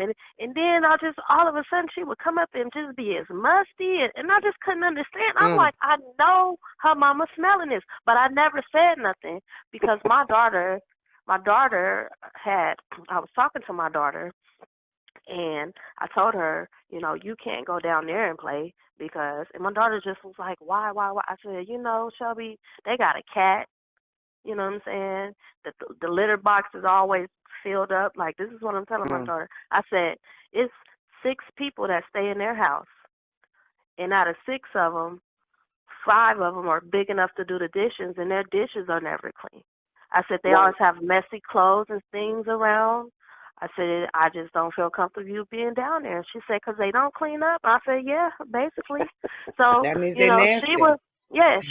she would go down there and knock on the door. And one day the mom said, you know, you come on in so you can play. And she said, no. My mama said, I can't come and play because y'all don't clean your house. Oh, no, she And so, yeah, that's just how my daughter, like, that's how she is. But, I mean, it's the truth. And so the lady, she ain't come to talk to me. She texted me. And she was like, did you say this? And I was like, well, yeah. And she was like, I was like, well, when I came down there, you feel me, I didn't see that. And I was like, and I don't really know too many black people who stay in a 2-bedroom apartment with a cat and like 6 people. I just left it that. I've never heard of that. That's nasty to me. So, and, you know, her daughter just started coming up there, and then I just started noticing that how funky that little girl was. And we moved, and the girl was hitting me up like, oh, we can't wait to come over. Well, gonna be waiting. You'll never know what I say.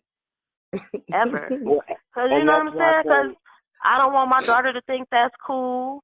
You know what I'm saying? Okay. The way this girl used to act and talking the baby talk and all these little crazy little things, and the way you run your household, that's not cool. Nah. That ain't cool to me. And you're right, and that's why when you have little girls, when my daughter got to be about, I say 10 or 11, I started noticing, you know how your parents would say, dang, you smell like fresh air, you know, or you smell like an animal because you outside playing all day. And so I started telling her, baby, look, check this out. I don't ever want someone to tell you that you're dirty. You are closer to your hoo-ha than anybody because my mother just going to tell you straight out. You know, and she going to use real, you know, vulgar words. But you're closer to your hoo-ha than anybody else. So guess what? You don't wait till you stink to take a bath. You come in, you know, you've been outside all day. You take a bath. You go to school, you're a little girl. Because you know yourself in school. You had the little stinky girls in school where they sit down at the desk and then everybody get up for the next class and smells is coming up out the chair. You know, we've been around people like that. And you always, I told my daughter, I take pride. Anybody that knows me know I take pride in myself. And you are a representation of me.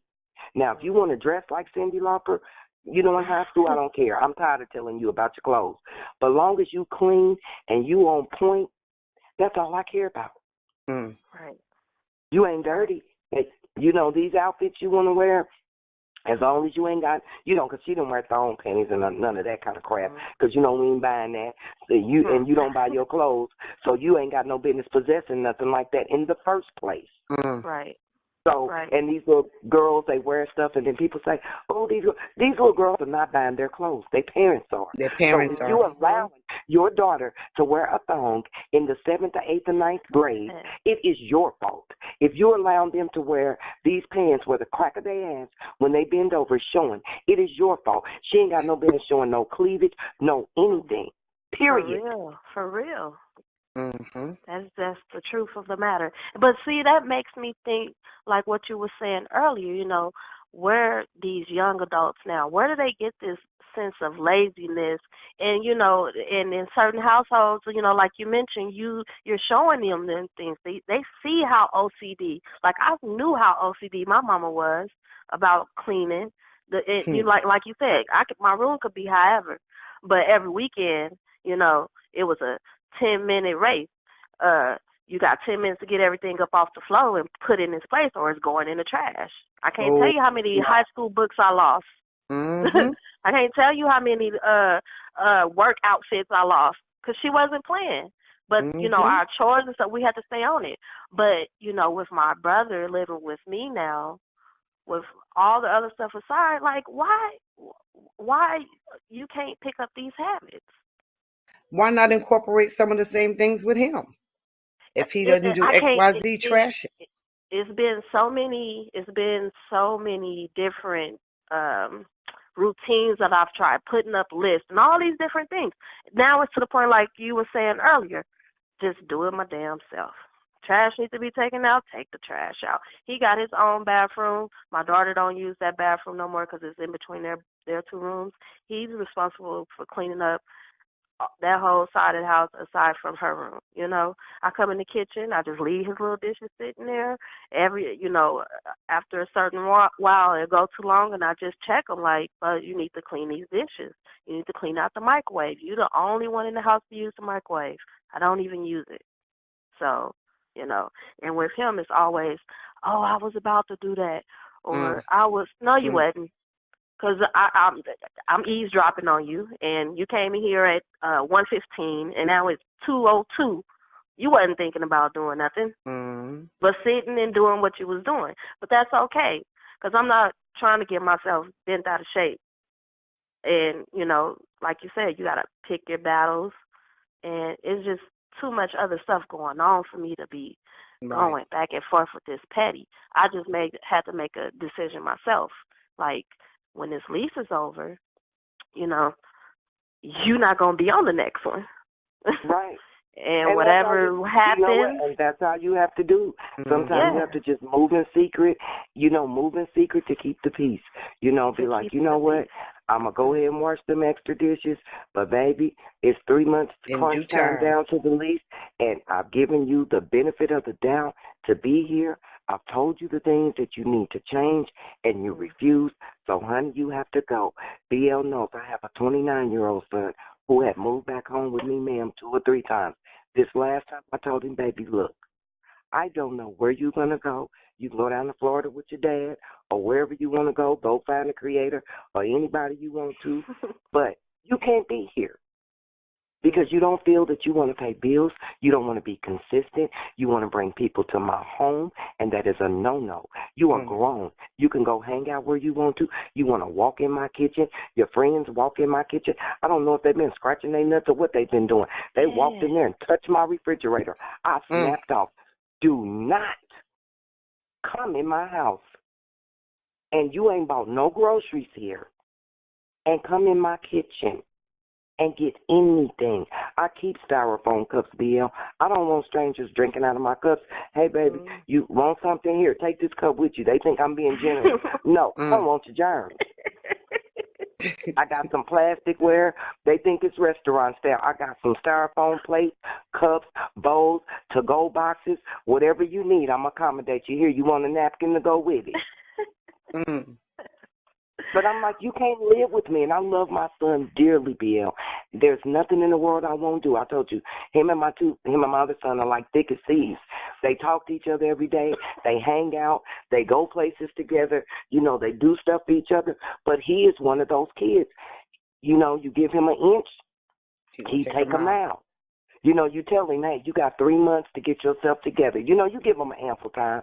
Honey, them 3 months, BL, turn into 6 months. And then he wants to bring extra clothes. I don't know, BL, if he was getting them from a pantry or somebody on the street. But I'm like, every time you come back, you done came back with the 6 bags of clothes. This is not the thrift store. Period. What is going on? Do you got something going on with you that we need to address, that you feel that you need all these clothes? It's ridiculous. And I just had to tell him, you cannot bring anything to my house. No. Because, you know, I don't know where he getting this stuff at. It could have bed bugs. You know, it could have anything in it. Right. Don't bring it. Right. Don't bring that stuff up in here. I said, you over there with your friend, whatever you get, you take it over there. You can come and visit. If I cook, BL, I will make you welcome. And, you know, I'm always cooking, and my other son's always cooking. So, you know, I sent my daughter spaghetti and fish and stuff because that's what she wanted yesterday. So my son cooked. And, you know, they took it to her. No problem with that. But I be damned if I'm going to clean up after an overgrown person. I can see 18, 19, 20, 21 because they still young. But another thing, BL, I came up with, ladies, and I don't know, this may suit you all. I thought about what we were talking about, and I said, what would it do for us? You know, you go to Family Dollar, Dollar Tree, somewhere and get a journal. Get a journal for your girls, your boys, and we write down in the journal little recipes, little pieces of knowledge, emergency numbers, what you do if you get a burn, what you do if you get a cut, what you do if you do this. And when they go off on their own, you hand it to them.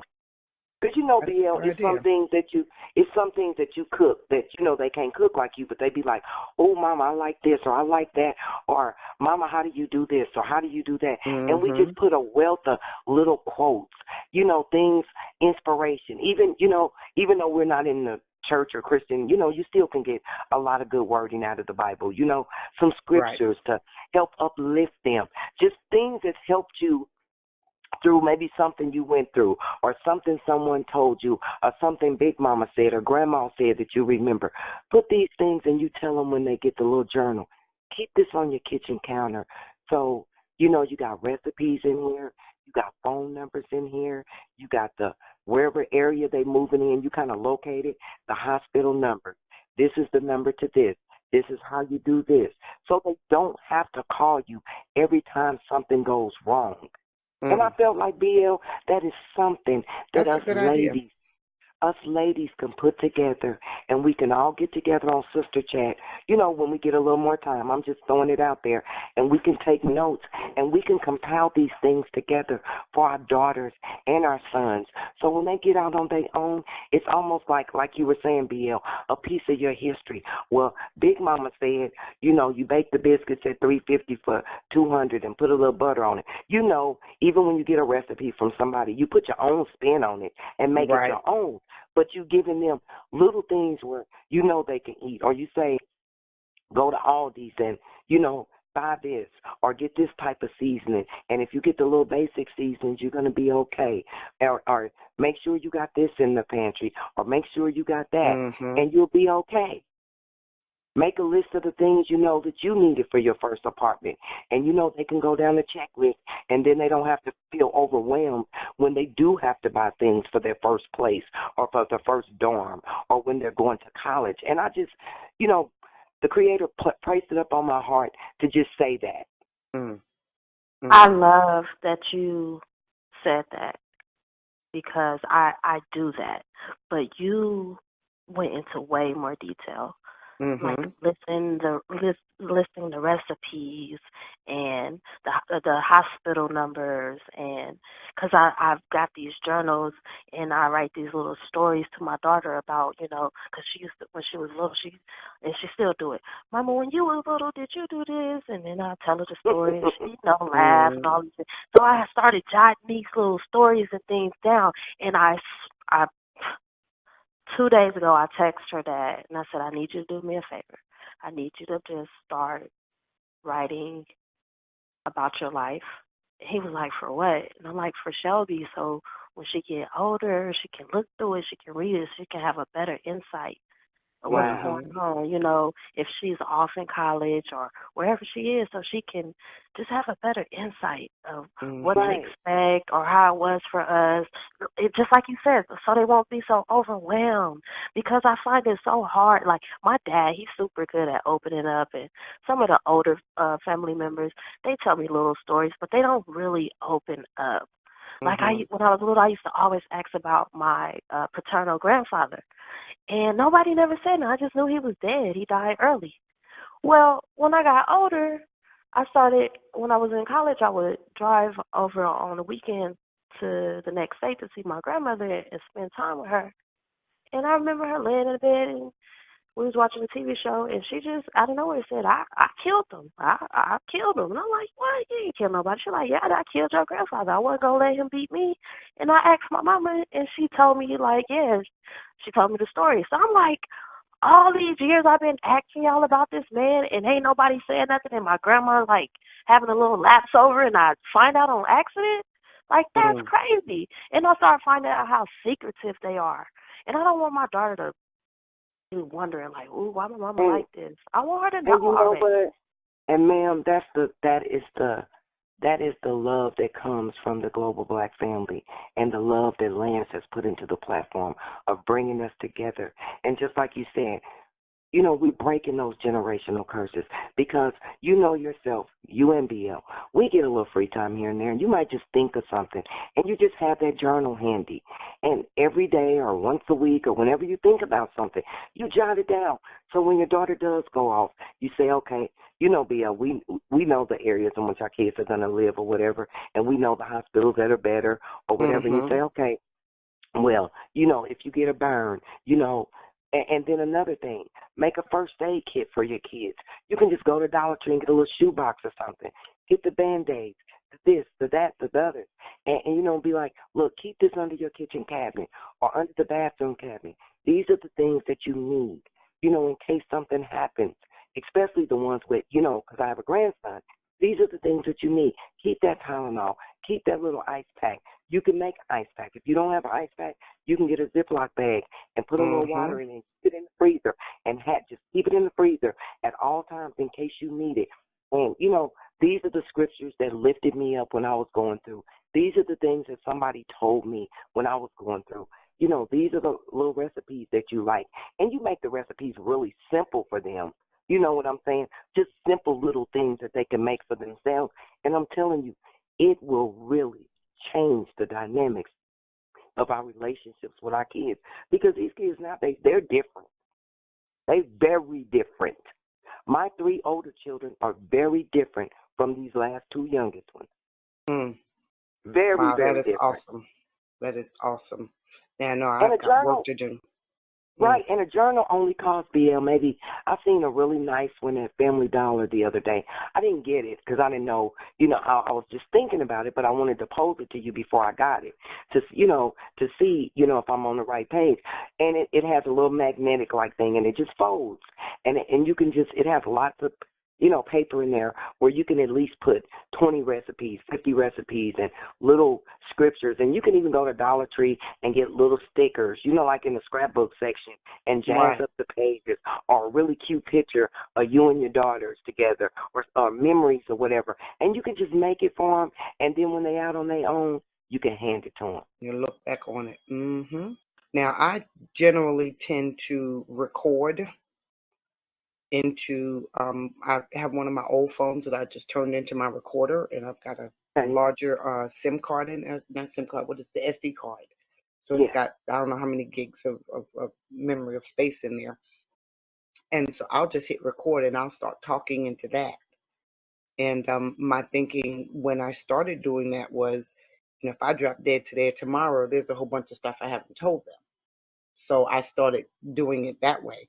But I like the journal idea better. I just have to kind of coordinate my time to sit down and transfer some stuff. But I do like the journal idea because, you know, stuff gets crazy, all these EMF waves, who knows, whatever else may happen to the electronics, pen and paper, they can see that. All they need is a little bit of light. They need a candlelight, a matchstick, something, and they can see it and read it and still get the information without having to depend on something having been charged and, electricity in order to be able to access it. So I do kind of like that idea. Yeah, that's awesome. We might have to do that. And just with the, I'm sorry. Go ahead. I'm sorry. No, Go ahead. I'll wait. I was just going to say, a lot of the things that you ladies are discussing are life skills. You know what I'm saying? Mm-hmm. And it just the fact that for me the journal is just so personal, that handwritten note, and like you said, who knows what's going to happen with all this electronic stuff, and you know what I'm saying. And I'm trying to show my daughter that she got to be the independent without all of that stuff. Right. And that's why, I took my time and dug up all that dirt in the back and got it ready so she could come and make her think she digging up the dirt and, plant the seeds. And, you know what I'm saying? We, like my eldest brother, he liked to go camping and all these things. And he and we've already planned when she turned 12, he's going to take her camping and show her, how to set up a tent and how to fish and start a fire and all these things, because I never knew this when I was younger, but he's so forward thinking and life skills and survival mode and what's gonna happen. You know what I'm saying? When the shit falls. So having that male role figure for her and having building these new relationships that people I know that I can trust because we're like-minded, and I can introduce her to, and I'm gonna have to start adding these things in, her favorite things she like, into my journals, and just in case she get a burn, and little stories about her allergies because they're gonna develop, all these little things. I mean, you guys just got me thinking of all these other things, but even with the recording. That's beautiful. But that's what I said. That's beautiful. And then just like when your daughter tells you something inspiring. I remember, BL, when I was going through kind of a tough time, when I moved here, and I was telling you. And so my daughter was about, maybe, I still got the letter to this day. I'm going to have to dig it out one day and read it. She said, she was about maybe 9, because I've been here almost 10 years, maybe 9. And so she had wrote this note. And she knew she couldn't be saying the word hell, but in the note it said, I know you going through hell right at this time.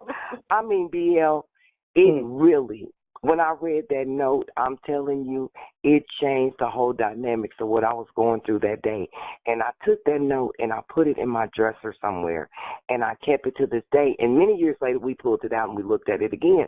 But when I make her journal, I'm going to make sure I tape that note inside of there and give it to her, because that is, it's just the little bitty things, or the little things, the guess that your daughter may tell you. It may be something funny and it make your day. Write that down, and then she can go back and say, did I really say that? Yeah, you did. That is so true. I still remind one of mine how I used to be a big magazine reader, and we were driving when Dad stopped at the box and picked up the mail, and there was Ebony and Jet and all of those, and Money, and a couple other magazines I used to get frequently. And so we stopped at a light, and I was thumbing through one of the magazines, and my daughter, I think she must have been about 3 or 4. And so she said, Mommy. I said, yes, baby. I want a magazine, a magazine to read also. And to this day, instead of, and here she is this age, and she's trying to say this big word, which was a big deal. But then the fact that she changed the letters, and she just said it so innocently, and she knew exactly what she was saying. She was so sure that she had it right, and and it was just the cutest. And to this day, I remind her, and we laugh about that. So I think they may definitely add that in there. It's just those beautiful things. And even though our kids, they do cause our heart to sometimes drop to the vajayjay area with their behavior. And, honey, they will stop your heart from beating sometimes to where you have to gasp because you feel like your heart missed a beat. At the end of the day, the fact of being a parent, that is the greatest gift the Creator could ever given me. And then on top of that, BL, I'm a grandparent, And you know my quote for that. Being a grandparent is the Creator's way of giving you a second chance at getting it right They're for getting it all right. the mistakes you did with your children. Mm. And with your grandchildren, ain't nothing wrong. You know, I told you my grandbaby calls me Baba. I don't know Mhm. why he calls me Baba, but he does. And when I look at him, because I have 13 grandchildren, when I look at my grandchildren, they just know. Nobody, you know, their mother can cook something or make something or whatever, and I ain't did no difference, BL, because they learned it from me. But Well, nobody makes it like me. Mm. And it's it's the nothing love. different. It's the Yeah, love. that's what I was It's, thinking. it's just Mm. love. It's It's just the like energy. the Creator's Mhm. second helping of love. It's just like you get the first helping with your kids, but he gives you that extra serving of love when you get them grandkids. And that make me jealous. It Because does. I see that because how my mom is with my daughter. And I'd be like, wait a minute now. He ain't never take me there. We ain't never do that. And then she'd be quick to say, you not her. And I'm like, okay. And it just kills me. I want to go to Nana house. And my daughter, she quick to tell my secrets. But them secrets her and Nana got, she will not tell me. I can't break her. No, And it's they're just, not. it's a beautiful thing to see. Like you said, seeing my mother being able to express herself in a way that she probably at the time couldn't with me, Mhm. and And see, also that's the also just the Creator's way of growth. giving her. That's the Yeah, Creator's way of giving her a second chance of right, the being growth, that. the growth. That's why they say grandmother. Mm-hmm. We are mother. We're mothers to our children. But then when you have children, God, the Creator, God, Allah, whatever people want to call them, gives you that title, grandmother. And the things that you felt like you missed along the way, the Creator gave her a second chance to get it To right get it with your right. baby. Mhm. Mm. Mm. Mm. Amazing. And the peace that you felt like you didn't find back then, look how much it makes your heart happy now. It really does. It really does. And to see us all growing together, and like I can't help but to think my daughter, she was upset. She was like, I'm the youngest one. I can't teach anybody anything. I said, yes, you can. And, I pointed out that she taught me something the other day. And, a couple of days later, she was like, I taught Nana something. I showed Nana something on her phone. She didn't know it. I Mhm. can teach people. And Mhm. just, how we know the answer, but we'll pretend with her and, what's the answer? What's the answer? And she'll get it and tell us. And, just that growth between us all is a beautiful thing. It really is. It really makes me thankful for the heartache and the pain, because I can see all the love and the growth and, what's the importance now, and, letting go of that resentment, Because, and being able to be easier with my daughter, and the Creator is the author of endings, so he knew how it was going to turn out anyway. We didn't know the plan. We didn't know what the plan was going to be because, trust me, caller, I came from a mother that was alcoholic and a father. And I'm telling you, and I told B, I love my mother exactly where she is now, because as I look back, she gave me all that she could and all that she knew how. And guess what? Even though I was hard-headed sometimes, I never was disrespectful, but all those little nuggets of love that she put in my life, even when I wasn't paying attention, they come back. It's some way the Creator will boomerang those things right back. And you'll say those things to your kids, or you'll remember something that Mama said, or Grandma said, or Aunt Betty said, or the lady down the street, and you'll be like, you know what? I got it. So I know myself that at the end of the day, everything and every tear I cried and everything that's went on in our life, whether it been good or bad, painful or whatever, it prepared us for such a time as now, where we're old enough to receive it and believe it and appreciate it and love our mothers in the midst of whatever we went through. And then to see that love transferred from your mother through the heartache you went through to the love that she puts into your child, that's beauty in itself. And that's where you get ashes, where you get beauty from ashes. And there, it tells you right there. I didn't Okay. mean to get spiritual on you guys, but No, it no, just no. it just touches my heart because see, when we think of things in the fleshly realm, we don't understand it. But when you think about it in the fleshly realm, then it gives you clarity. Because we ask ourselves, why am I going through this? Or why am I going through that? Because you don't know back then. But as you grow older, even the situations with our kids, our parents, our family, the absent fathers, because like I told my children, baby, it took courage to stay. Mm. Wow, Cowards walk away. It took courage to stay because it was times that I couldn't rub two nickels together, and I never went without anything because the Creator knew exactly what I needed at that point in time. you know what? I That may is not so have true. everything I wanted, but I did have what I needed. That is, ooh wee. That's something. That's And just didn't the nobody truth. lose no weight either. Mm-mm. Sure didn't. Mm-mm. And thinking back to what we wanted versus what we needed, like I carry that with me. Like, you know what I'm saying? I only got so much money, so let me go in here and get only what I need. And showing my daughter that, being able to, and I love the fact that I can take this little girl in the store. She ain't screaming, hollering, going crazy because she ain't getting nothing. She'll be quick to say, Mom, I left my money. Like, this is a 6-year-old little girl. Like, it blew my mind sometimes that she is the way she is. And I see But people struggling with their there's wisdom. kids. But there's wisdom in the mouth of babes, and you got one right there. You got one.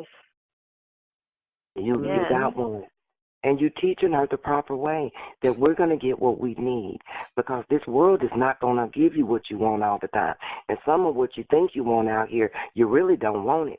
So you bet, like my mother say, be mindful what you ask for. It's so true. Yes, yes, I yes. have been going over here to the church, you know what I'm saying, and just trying to, be a part of the community, but I'm already knowing what's really going on over here, and just taking my daughter there just so she can be around some other kids in a safe environment or whatever.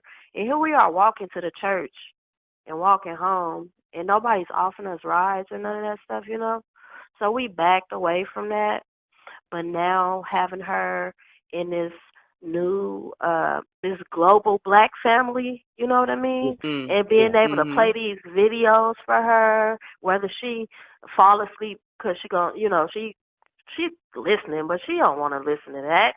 But she still listen to it, and she fall asleep, and dropping these little jewels on her, and also, even with me and my mother's relationship not, being perfect, we still having our struggles, but all of us being in it together and everybody working towards the greater good of, giving her this foundation so she don't have to deal with what my mama went through, what I went through, what her daddy went through, what his mama went through, none of that. And being able to build this network of people, like BL and Brother Lance and all these people who are just so motivated and a moving force of like educating the youth and getting people up off their ass and getting these grown kids to being able to get a message to them that's not filtered with all this other stuff. It's such a it's a confidence, it's a like a confirmation, like, yeah, you're on the right path, you're doing the right thing, because now you got to really isolate yourself. Like you were saying, these kids got here and the stuff they facing now ain't nowhere near what I went through in the 80s and 90s and, what my mama went through in the 70s and the 60s and stuff. Right. But it's way more trickier and way more twisted. So, having, the platforms that we can get on and people are being honest and upfront with each other, you know what I'm saying? It ain't no shiesty stuff and having women of color, you know what I'm saying, who went through the same thing. So I don't really have to go into detail about my situation. You know what I'm saying? It's such a relief. It's such a relief. And knowing that, like, I'm building relationships now that when my daughter get older, you know what I'm saying, she going to have some people that she can fall on when the people who's supposed to step up not around to step up. And you're a blessing to us, ma'am, as well. So don't ever think that you're not a blessing to us, because I learned something from everybody. And I give honor and respect to everybody on the chat line that I've met on this platform. And I tell people, the me that you see, that is the me. That's always the same every day. I'm very transparent. Because you know what? I'm maybe 55 years old, like I told BL, and I make jokes about it. I'm too damn old to lie, because hell, I'll forget about it. I'll forget what I said. So Okay. why not just tell the truth? And it's there because I know I'm not alone, because I used to feel, ma'am, the same way. And that's what inspired me to write the poetry that I write, because I spent a lot of time, because my brothers and sisters are older than me. So I spent a lot of time alone. So how I would give myself therapy, other than my relationship with the Creator, was to write. And that's how I express myself. And I found out over a period of time that when I would write, people would always say, who gave you that? Where did you learn that from? Hey, it's a gift from the Creator. That's the only way I can sum it up. Because I don't know, man, sometimes where I get this from. I'll just hear something. I might be doing a podcast or whatever, and I'll hear a word or something, and instantaneously I will come up with a poem. And I sleep in my bed with books and pencil and paper. And that's what I do. And sometimes I'll wake up in the middle of the night. If something hits me, I'll write it. Because if I don't write it, then I know the devil will steal it. So I stop what I'm doing and I write. And BL, I've learned, as you said, to record now on my phone. Because I never used that before. But I've been doing it lately. And we all got something to give. We all got a story. We all got a testimony. Testimonies. We only get testimonies when we've been put through tests. We only can be messengers when we've been in mess. And everybody, the ones, ma'am, that ain't talking about it because they're ashamed of it. And that's what's wrong with the world. It don't have no damn shame no more. That's why they do what they do, because it was homosexuals and gay stuff and all of that back in the day, and drug addicts. But people had shame. They were shamed. They wasn't out there doing that. And like I told my children, because my son had went through an incident, he said, I feel so bad about it. Remember, B, I was telling you. And I said, you're supposed to feel bad, as you should. Because guess what? As long as I know you're feeling bad, I know that you have a conscience. And sometimes feeling bad will keep you from making that same mistake again. Right. What you said, knowing that you feel bad, that lets me know that you have a conscience. Yes. And as long as you feel bad, ma'am, you know the Creator still got his hand up on you. Because look at the ones that are out here, baby, with the reprobate minds. Where, honey, he took his hand up off of you because you keep on doing the same thing. So as long as you know that your child has a conscience, or you have a conscience where you get convicted, then you know the Father is still there with his hand up on you. Because some of these people in this world act like they have no soul because they sell out. And I know some personally. You ask yourself, but y'all Christians. But you're Christians. But what the hell are you Monday through Saturday? A hellion. Right. But then you want to tell me about love. Honey, love is an action word. Do something. You know, I've been told I was loved a whole bunch of times. I think I done told a few lies on love myself when it was feeling good to you. But hey, at the end of the day, love is an action word. And you have to show it. And you know what? With you saying that, to me, that just hits on the subject title so hard. Showing our children this love continuously, you know. Yeah. And like you had said earlier, you know, each child is different, so you know, it's a different levels of love that you have to kind of pour into them to, you know, bring them out and make them confident in themselves and all these different things. And even with what you guys said about the shame, you know, some of these parents don't show no shame, and that's why their kids out here acting a damn fool. That's exactly why their kids out here doing what they're doing. Because they don't do what you say, they do what they see. Right. And you'd be surprised, like you were saying about your daughter. She don't want to hear that. Honey, as long as you still have it on, your mind will still pick it up. That's why that television is so destructive. It is still planting a seed. Just like Mhm. if you go plant, I went and plant roses out there. I know that I planted those seeds in the ground. Now, I'm not a green thumb. I'm going to wait for them, and hopefully, when I go out here and touch the tree and put my hands up to the sky tomorrow at noon, that they'll start Mhm. growing. But I know that them seeds are under that soil because I put them Right. there. I put them Mhm. there. So as long as you keep, repetition and change, like they say, you can change a habit in 30 days. But as long as you keep, ma'am, putting it on for her, letting her hear it, even if she's falling asleep, it's still penetrating her spirit. I'm sorry. Wanted to bring us back around again Okay. to and this is just so awesome. Um, back to our grown children. There's something else I wanted to bring out. What Okay. about those grown children? I know, Spoken, you've already mentioned that you've encountered this. And I know I did not have to encounter this as far as moving back home when I left my mom's house. But different people do for various reasons. But what about what I think society is calling them the boomerang kids, the ones who've been out in the world, who've tried to be independent and who have to come back home for whatever reason. They're divorced. Um, well, the spouse dies. Loss of a job. House burned down, they have nowhere else to go.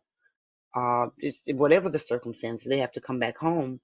And how do you adjust with a grown child who may or may not have their own family as well, now living with you? And they're used to being on their own, but now they've got to be back under your roof. You're used to having your woosah time 24 hours a day, walk naked if you want to, and now you have this grown child and their company, their children, or whomever it is with you. How do you handle that? How do you Well, I've had that happen, BL. My older son got married at 18, and him and his wife went through a hardship where one of them lost a job and his wife was pregnant, and they did have to come back home and live with me for about 3 months. And it was kind of a challenge because, a lot of times, like you say, you're used to your privacy and everything. But, we had to sit down and I had to tell her, because I have a whole lower level.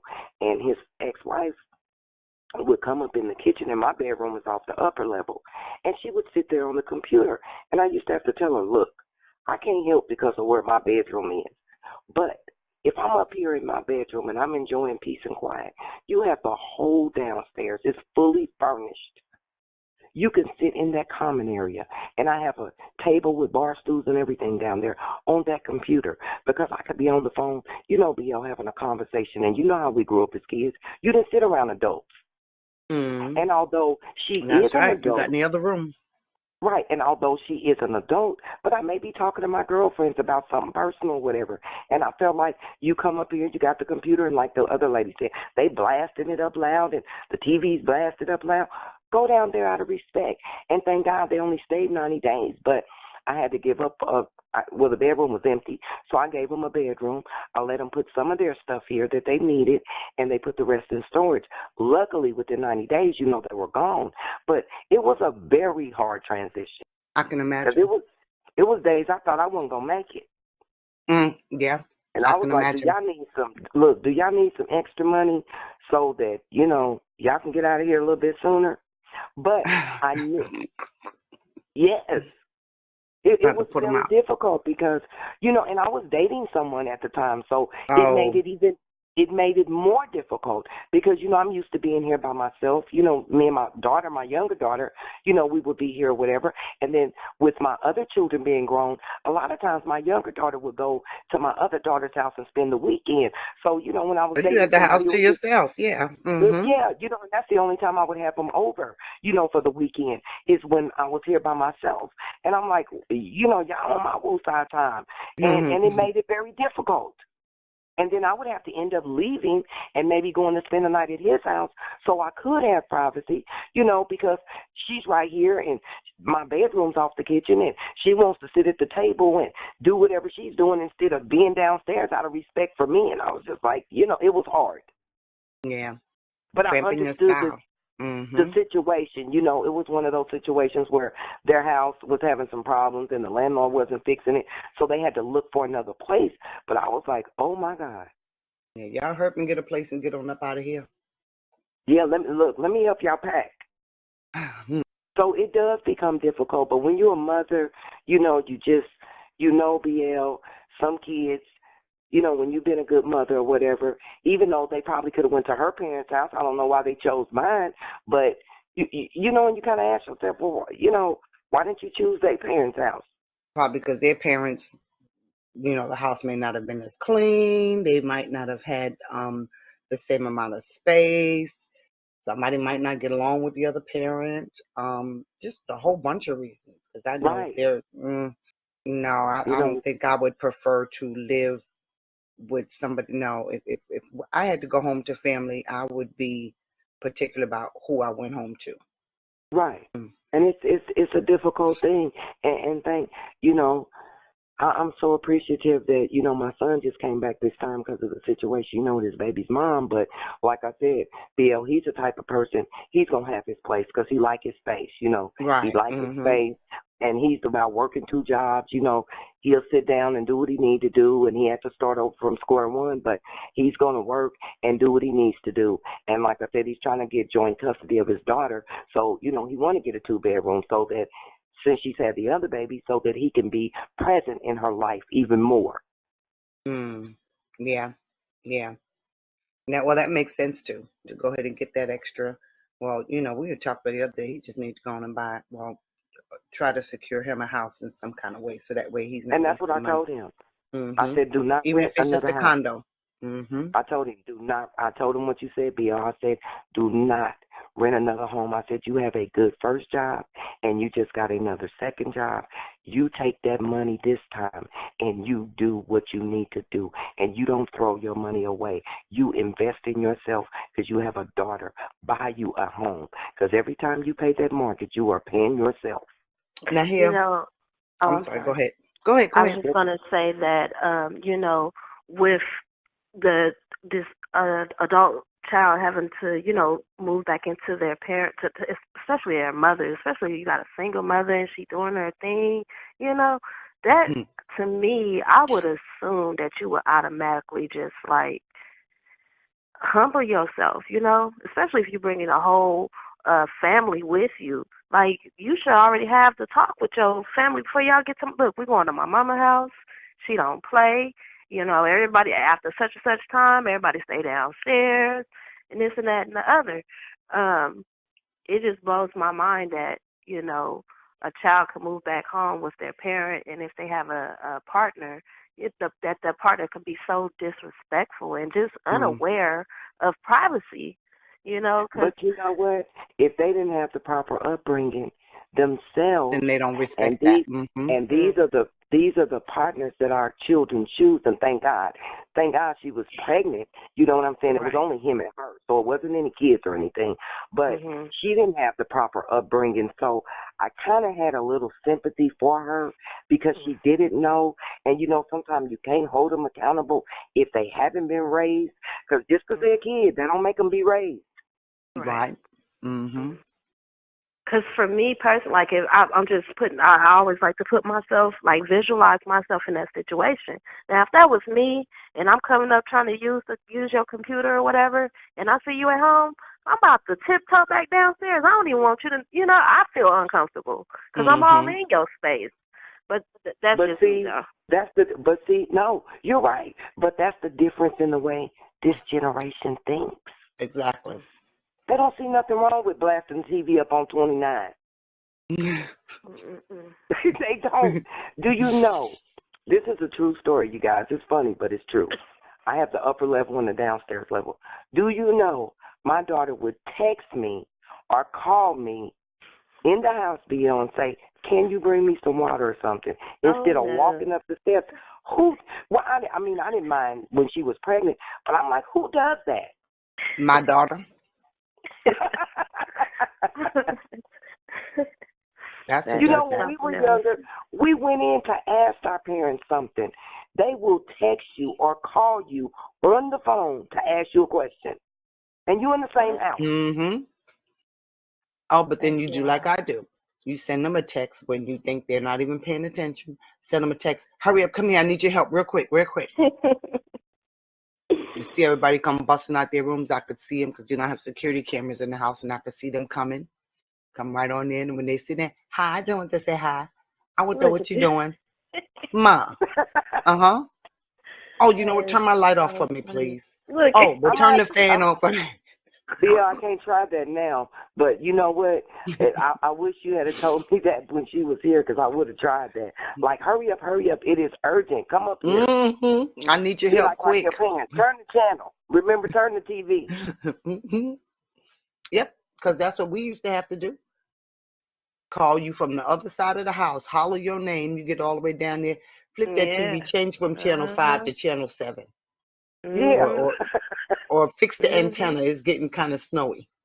Mhm. I remember me and my older brother, we used to plot. My mama would tell my brother to do something. He'll try to tell me, and I'd be like, I heard her. She told you. So we'll trick my younger brother to do it. Wow. But y'all so right, though. Like, my mama come home, her door shut. Don't knock on her door. Don't knock. And don't be asking when's dinner ready. She gonna fix it. Don't knock on her door. And that's one thing I was not very successful in getting my girls to understand. And I have to say probably because from when they were little, by it being 2 of them, Right. I was just extra cautious. They say you take them 2-3 minute showers in the military, I took a 2-3 minute shower when I was at home because I Right. had 2, and they had enough opportunity to coordinate with each other and plot whatever they were going to get into. So I literally had to That's bring them. Yeah, I had to bring them in the bathroom with me, close and lock the bathroom door, and be peeking out the shower at the same time where I'm trying to take a shower. wow. As they got And make older, sure going one to of the them bathroom. make sure one ain't eating no soap or something. Exactly. Go to the bathroom. I have to make sure they come to the bathroom with me. And of course, it's to teach them how to use the bathroom, especially when we're out in public, and how to wipe properly and all that kind of stuff. Mhm. But Right. over time, it just turned into this thing where there's no privacy. It just is. Even now, to this day, if one of them is in my room right now, and I'll get up and go in my bathroom, and I just want to pee, that's all I want to do. Is just be by myself for a minute and pee. How come somebody will get up and follow me in the bathroom to finish talking, as if they can't wait for 2 minutes? You know what, BL? Y'all telling me that stuff don't end? And then when my husband was still here, I would be in the No. bathtub trying to take a bath, and he come in from work. Both girls would come in. All 3 of them would be standing in the bathroom talking to me while I'm trying to take a bubble bath. Like, Well, really? you know what? Yeah, I think it's, like you said, I think it's the generation of the kids that are like 19 and maybe under. Because I could be in the bathroom, because I have my own bathroom, BL. Now, this is when she was grown and graduated and pregnant. And right in my bathroom, it's a door right there. And I could be on the toilet. And you in your own room, and the door's not shut all the way. It's a little crack in the door. She would want to hold a full-fledged conversation, and I'm on the toilet. And I was like, do you see anything wrong with that? She was like, but you my mama. Like, really? Like, you can't just wait 5 minutes, 2 minutes, 10 minutes, or just, wait. No, they can't. I think it's just with girls, though. More so with girls. Because No, because my baby brother did it with his mom. see, my son didn't He want to stayed be home bothered. until he got married. He stayed home until he got married, and he used to do Well, it with his my mom. sons were playmates, so they didn't, they'd be like, we don't want to see you without no clothes on or nothing. So, they weren't going to come in there. Now, they might come to my door and holler something or whatever. But with my baby daughter, even my older daughters wasn't too bad with that. But this baby went, I could be doing a number 2 or number 26 or whatever I'm doing. She will act like nothing's going on. They just don't stay there. care. They don't We'll care. stand there and have a conversation. Mm-hmm. Like, my goodness, you don't get the hint. I didn't, really? So I just, what? It is what it is. I've learned that. But the biggest thing that I thought about was one day they're going to leave home and they're not going to be here to do that. Yeah. One day, and we'll miss it. circumstances may change. And, who knows, I'm not wishing anything on them, but circumstances could change at any time, and they may not even be this side of earth to do that. So I'm not going to complain about it anymore. I'm just going to appreciate every moment I have with them. So Right. I just stopped worrying about it, and it just is what it is. And if I know I need to be in the bathroom by myself for 20 minutes, I do it when they're not home at all. Yeah. Wow. That's just, yeah, baby. So you're going to have to, as long as she's alive and you're alive and y'all in the same house, probably for all I know, once these kids move out, they'll come back home and do the same thing on the days they come to visit, for all I know. Yeah. But I say all that to say, she's going to be right there with you. You may as well just get BL, ready they for it. still It do just it. is what it is. BL, they still do it. Remember I told you my daughter had 6 children and came up here from Texas. Where did I tell you she was at? She was in my bedroom. You're right. And she and I have 6 grandkids, but my daughter always comes and get in my bed. And this is what she used to say: Mama got the best bed in the house for some reason.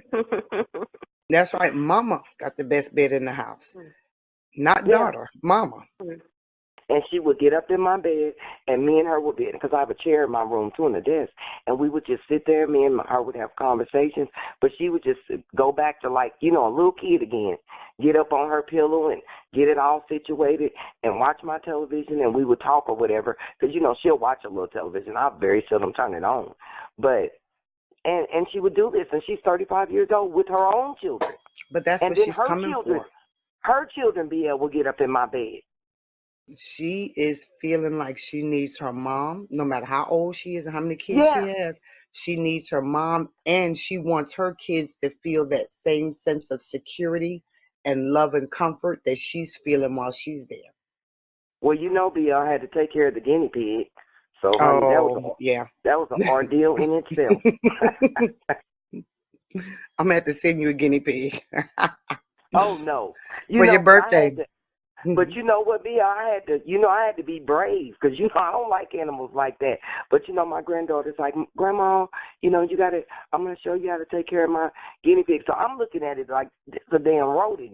This ain't no pet. This is what you see in New York. This one of them rats. I seen it on YouTube. I'm seeing it in my mind, but I'm trying to be brave, at the same time. And she's, she got the cage all fixed up. She got little outfits for the thing. And I'm like, she's too, because she said she was bringing her pet. So, BL, I don't really know about a guinea pig. I'm thinking it's like a little hamster. This thing was huge. This cage was huge. And so she comes in the house with the guinea pig, and I'm like, what the hell? And I'm looking. And then they took it out of the cage, BL. My grandson, he's so strong. He took and twisted the guinea pig's ears. Oh, my goodness. And I'm like, oh, my God, will this thing bite me? Will it jump out? What? But, I got over my fear, and I really helped her with it. But I'm like, honey, when I come and visit, honey, you're going to have to put Louis up in the room by himself, because I'm over it. That thing is a rat. I don't care what nobody says. It's good you didn't have me there, because I would have been laughing all in your face. You really got no support from me. I was horrified, because I thought it was going to bite me. I didn't know what the thing was going to do. And then it would make this noise. What do you call what they doing? I forgot what the term is. It would make this little noise and stuff. I was like, oh, no. Oh, man. Wow. That is hilarious. She was like, well, Grandma, sometimes I take him out the cage and sleep with him. I said, well, honey, let me tell you something. Now, I don't mind him being here. He can be a guest. I have no problem with the cage, but baby, he has his own little house, and if he gets out here, I don't think he's going to survive. So if you want him to make it, you better keep him in that cage. Oh, man. Oh, that's going to be funny. I'm sure going to do that. I'm going to hit you with an animal one day. Oh, man. I don't know when, so you just be prepared. I'm going to get you. And BL, I'm not even really scared of cats anymore. And I love, I adore dogs. But when it comes to that hamster, gerbil, ferret, reptile, I got a big giant fish tank. I don't mind that. But anything that looks like a rat, an actual rat, oh, no. I'm laughing, and it's wrong because I don't like rats either. I really can't stand the sight of them. But now, aren't they kin to rats? I think they're similar. There's some relation. What is this? 7 different classifications. Somewhere along that line of classifications, there's some kind of relation there. You said she And I had asked my outfits daughter. for it? Yes. Oh yeah, you can get clothes for them. Hmm. Are you Yes. serious? She has outfits. She has a humongous guinea pig cage, and she has all kind of toys and all kind of things. And then she wanted me to watch guinea pig videos on how we could build stuff for the guinea pig, and we was gonna build a bunk bed. I said, A bunk bed. Yes, look on YouTube. I'm serious. She channeled. She has an iPhone, so she channeled her iPhone to my big TV, and she's like, "Grandmother, look, you know, you can build a bunk bed. You got some cardboard and you got some material, and we can get the hot glue gun, and we can do some crafts, and we can make Louis a bunk bed, and then we can go to Dollar Tree and we can get some toys for him." I was like, "What's that?" Hell no, I didn't sign up for all this. And she was adamant about it, DL. Adamant. Mm. She had me cutting cardboard and gluing and putting down stuff and putting it in the cage. I mean, But look, you doing all this with fussing, but you helped her make the bunk bed, did you? You know what? Because I looked at it more so, DL, like a bonding thing with my granddaughter. Yeah, and you supporting her creative, you know, that creative spunk and all that. But you know what, you all? I was watching that thing, honey, out of my good eye, too. I didn't take my eye off it. Oh, man. Wow. One last question I'm thinking of. Okay. In my head. What happens now we're going back to the Waltons. When you, and actually the Asians, the Mexicans, some of the other nationalities, they still do this. When you get married and instead of moving out, you either stay at home in one of the extra rooms or you add a room onto the house. And you know what? In this day and time, BL, I was talking to my son about the same thing. I said, because, you know, I told you I have Hispanic people. You know, my son's best friends, and they're very close to us.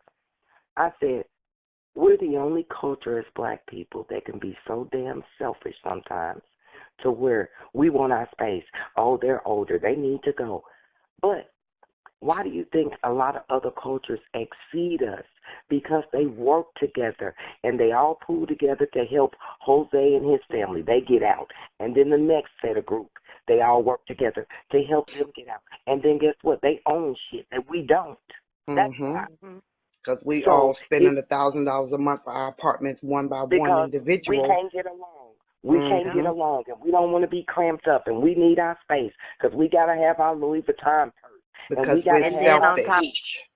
And on top of that, you know, like you said, they want whoever come into the house and then they get out on their own, and they, you know, they building this little family unit, this community. You know, it might start off with one main house, and you know everybody supporting each other, and everybody able to get out and kind of do their own. They got a whole 5 houses, you know, that anybody can go to at any time. It's like we don't stick together. But you know, like with my mom, we're the only culture that don't do that. And that's why I'm so adamant, like with my mom, you know, as her and my stepfather get older, and even now with my dad, I'm constantly trying to convince him to come move in with me. You know, we can put his money in we can get an even bigger place, and he can have his own space. I'm all for that. I'd be damned if I have my mom or any of my elders, my older cousins, anywhere I can help them. I'd be damned if I have them out and about driving around and going to these doctors or, you know, whatever, trying to take care of themselves. That's just not right. It's not right. And turning your back on your family like you that. Know, you are correct, and I feel like if my mama could wipe my butt when I was little, and she needed me to wipe hers, and she's older, and my mother lives by herself. All glory be to the Father. You know that my mom's 78 and she can get around and do for herself and everything. But me and my sister said my sister has a real big house too, a real big house. that she owns. And she said, you know what, I will put Mama in the master downstairs, its own bathroom or whatever, and we will take care of my mother. Like, you know, we did with my father. We're not putting my mother in no home so she can have bed sores and be taken care of, and I have to go over there and beat the hell out of some of them people over there. We will take care of my mother. No, you know, and whatever income that she has, we'll make sure she get her medicine or whatever she needs, and we'll take care of her. But our culture, they don't do that. Say you can have a group of youngsters or whatever together. Instead of them saying, okay, let's all, instead of renting this place, let's all put our money in and buy this little condo. And okay, whoever wants to stay in it can stay in it. You can buy the other ones out later. But you have one to get where they need to go. And then in time, this little group of people, they can own 4 or 5 condos. And then if they don't want, you can start something for low-income people or Section 8 housing or whatever and move on and get married or move on with your life. But you are property owners. And they got to start that you can leverage like later on when you need to. Right. Yeah. But, you know, these people now, like our generation, we don't even look at our moms and our elders as valuable. You know what I'm saying? We cast them to the side. I know a lot of people and, you know, other different races or whatever do that, but the way that we dismiss our elders and allow them to kind of wither off, it's just total disrespect. Like, I could never imagine putting my mother, my stepfather, even my stepfather's parents. You know what I'm saying? That's how deep it go for me. And, like, even me and my fiance, when we talk, you know, we both from Mississippi, and all our families know they grew up together. So our family lines run deep to it. Like, we just now even realizing that, you know, reuniting with each other. But the discussions we have about going back to Mississippi and buying up property out there and changing the minds of, like, my cousins and his cousins so that we are able to come together and take care of our elders so they don't have to be living like that, especially, like, in a place like Mississippi. You know, the fact that he and I can sit and have these long, drawn-out discussions and really write our plans out and, you know, and really be working towards these goals, because that is we have this plan to take care of our families, our mothers, and it don't matter what about the past or whatever. It don't matter. Like, I've always, when I was little, I used to be like, I'm going to get a house big enough for the whole family, whoever needs to come. That's what I used to say. Be careful, because I did that and I regretted it. Now I know. But to be telling my daughter, you know, like, she get excited thinking about what she going to be and saying, you know, because I be telling, like, you know, you got to take care of everybody. Like you said, we all wipe your butt. You got to be able to wipe ours when we get older. And she's all for it. She's all for it. So, you know, pumping these ideas into our kids. And then, you know, like the Mexicans and everybody, them people, the elders or whoever, you know, like they get married and the mother-in-law, whoever come along, they contribute to that household. They're not just taking up space. Exactly. You feel me? You got an in-house babysitter, you got an in-house tutor, you got a cook, you got all these things. You got a doctor, you got all these things. You know what I'm saying? Along with the history and the time to sit and talk and really get to know who your parent really was, you know what I'm saying? But like you said, we cast them all aside. We are the only ones who don't unify. They have a sense of community. That's why they have a community and we don't. Because to have a community is like in the old school when we grew up. You know, you had the black-owned little store. You had the black-owned barbershop. You had people that worked together. You had people you had the poor people down the street, they couldn't eat, and everybody got together and made a care package and helped each other out, even if they wasn't in your own home. And I learned it from my parents because my dad retired from the military, so financially we was okay. So, you know, you had Auntie Betty who maybe had a black eye because of whatever, and her and the kids came and stayed for a couple of weeks, and then she went back home. Or whatever. Right. And my parents always open their door for that. And my children tell me to this day, Mama, you are your mama. You know, you are your mother, because I never would turn somebody away. I would try to help them. But as I've gotten older, you know, you have to pick and choose.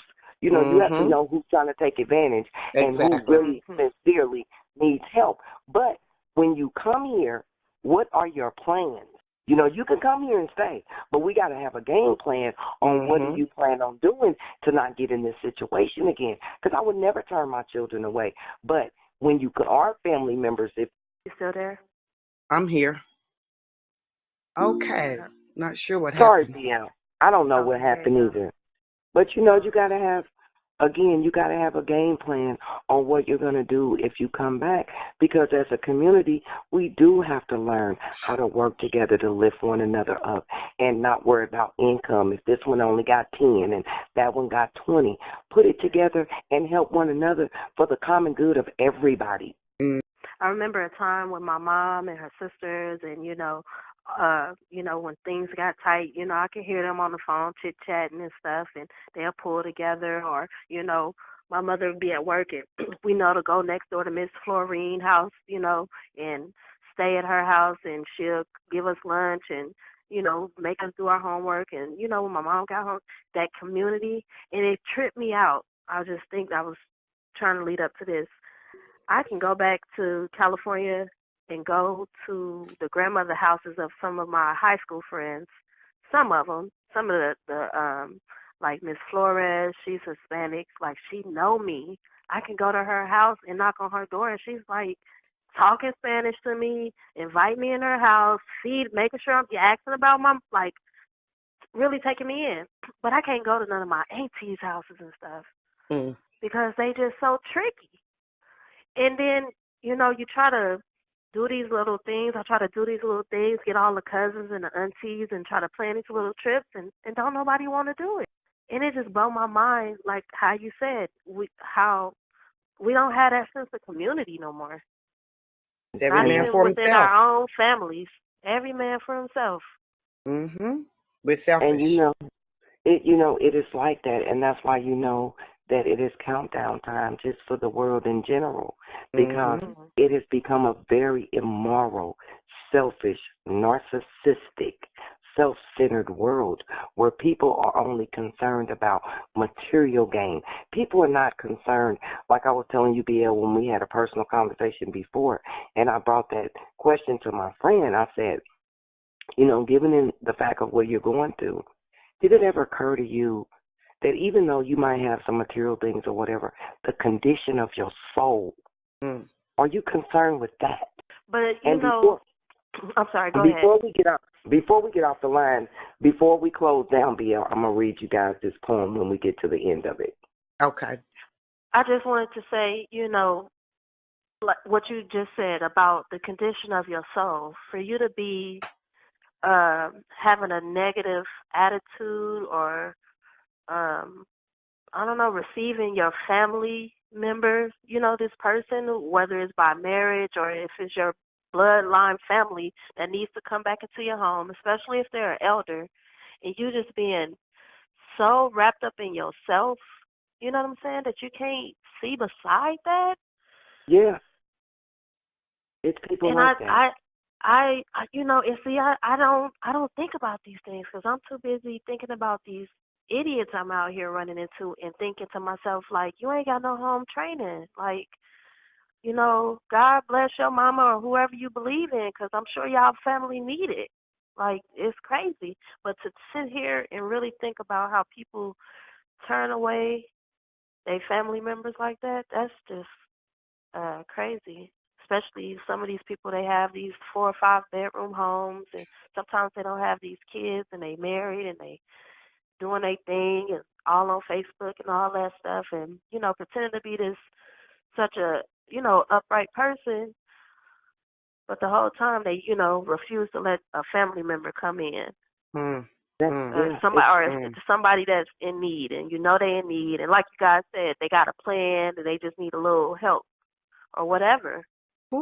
Right. That's wild to me. That's really wild to me. Yes, and it does happen, even within our own families, even within the ones that are in the church. They're not going to give you a dime.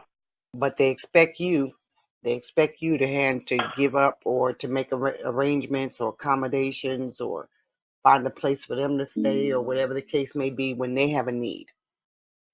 You know, And I when You had you know let you call what? yourself participating, if you were Christian or whatever faith you had, they'll throw that up in your face. Well, you're supposed to be a Christian. You're supposed to be a Muslim. Y'all supposed to be helping. Don't that Quran tell you to do Mhm. this? Don't that Bible Yeah. tell you to do this? But they ain't doing Yeah. it. I was just about to say I had a cousin, you know, and she was she a model and videos, and then eventually she started her own business or whatever. Real super bougie. And my grandmother, she got so sick we had to relocate her from Mississippi to California with her eldest son, you know, so she can be in the home so they can take care of her. And when I found out what my cousin was doing to my grandmother, because my cousin had to rearrange her schedule to help out, and I'm like, this your grandma. You ain't Mm. turning on the air for her, and you ain't bringing her water. You're not helping her go to the bathroom. You letting her sit. And I was pregnant, and I was heated. I was so upset when I found out what was going on, thinking about all the times that I could have been partying and doing whatever, but I was laying up in the bed with my grandmother. You know what I'm saying? You Mm. know what I'm saying? She telling me to get her the blue sweater. I go dig in there, get the blue sweater. She say she want the orange one. I'm going right back in there looking for the orange one. No problem. She want it hot. We're going to make it hot. She want it cold, cold. Whatever. I'm going to bend over backwards for this woman who contributed to making me be able to be here. And to find out how she was treating her, like to this day, like when I go back to California, if I go to her dad's house, she don't be there. 'Cause she know, like, I'm never going to forgive you for that. I never will. 'Cause how you going to do our grandmother like this? Wow. This lady on her deathbed, you Mm. know what I'm saying? She's not really in her right mind. Like, I just couldn't, I don't see how somebody can be that sick, that selfish, that's so into them. I just can't. I mean, I know people sick out here. I know how twisted people are, but your family, Mm. wow. But you Well, know, you go have ahead. to look at it like a lot of times the Creator will keep you here. So karma is something else. He will keep you here, and the same thing that you done, you will reap what you sow, and you will stay here, and you will grow old, and somebody will do you the very same way. Because I know family can mean, that's a touchy subject for me, just personal. And our new younger sister, here we are, to us over 25 women passing on information to the under 25 woman.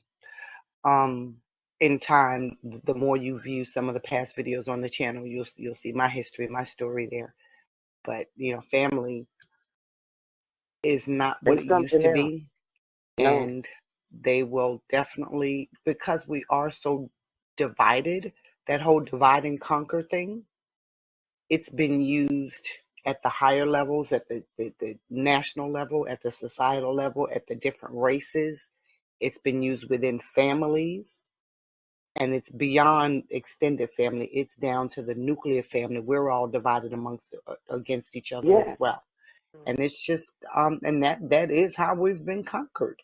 Not just black people, not just rich, not just poor. It's across all demographics.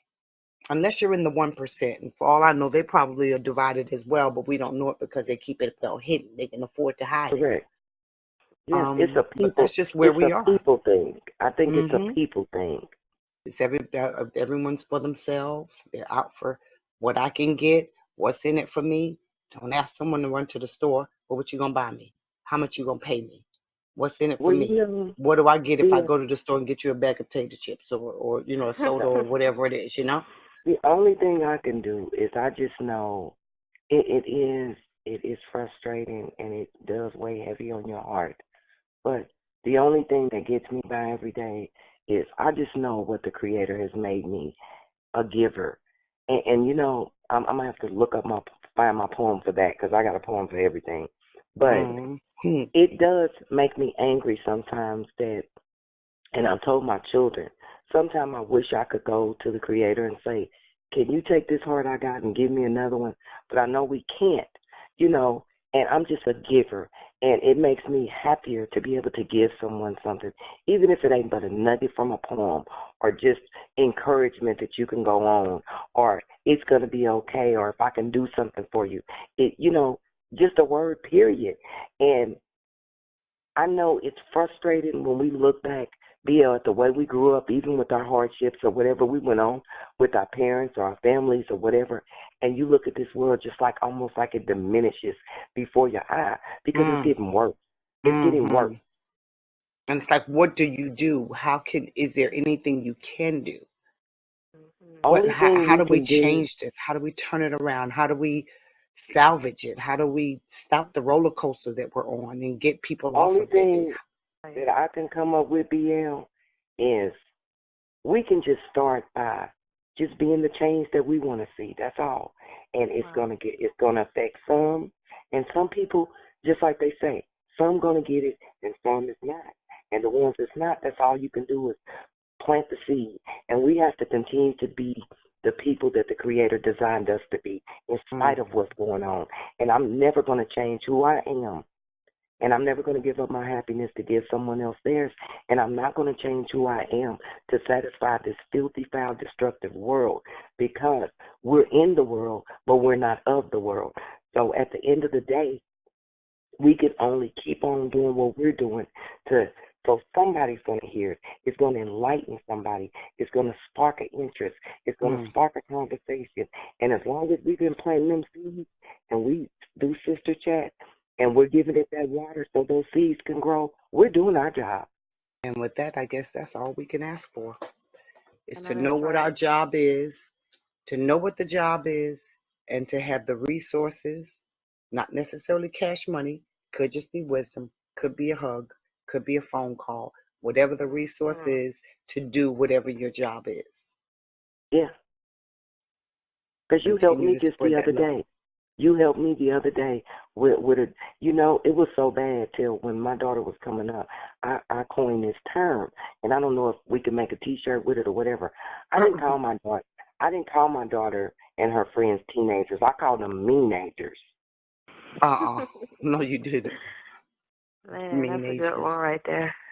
That's a good one. And you're gonna stop speaking them negative words over them cheering. No, I'm just saying, you know how you said that, when they got PMS and they going through something. And it was just like, we was just having a wonderful conversation, and all of a sudden, everything's a travesty. You just went from, you was happy, and now you're mad. For why? And I think it was, it's hormones.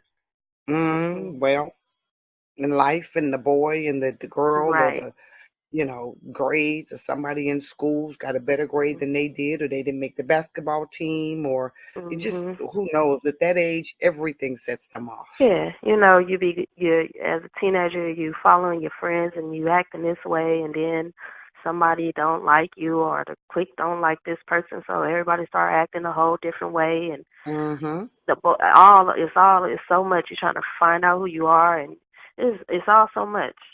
It's all so much. And you guys are young. You guys are parents to younger people. I had her when I was 35, so it was like a new experience for me too. And I've learned so much from her. As well, because it's a whole nother generation than what it was with my other children. With the others, right? So you have two sets of kids, basically. Yes. You know what? And then I had to learn that I don't have all the answers. And another thing I had to learn, BL, like you was telling me the other day, the best thing that I learned, if nothing else, is the patience and listening. And not are you listening, but do you hear me? Yeah, that's communication. Right. Effective communication is not just one person saying something out of their mouth, but the other half of it is that the recipient is actually receiving the message that was intended to be sent. And they can comprehend it. Because you can hear it all day, but if you're not understanding the message that they're trying to send you, then the communication wasn't effective. And see, that's why platforms like this, Sister Talk, is so important, because a lot of these girls, this generation, they didn't get this information. They don't know about these things: proper communication, self-development, taking care of your elders, being patient, listening to your mother even though you don't want to. You know what I'm saying? They don't know about these things.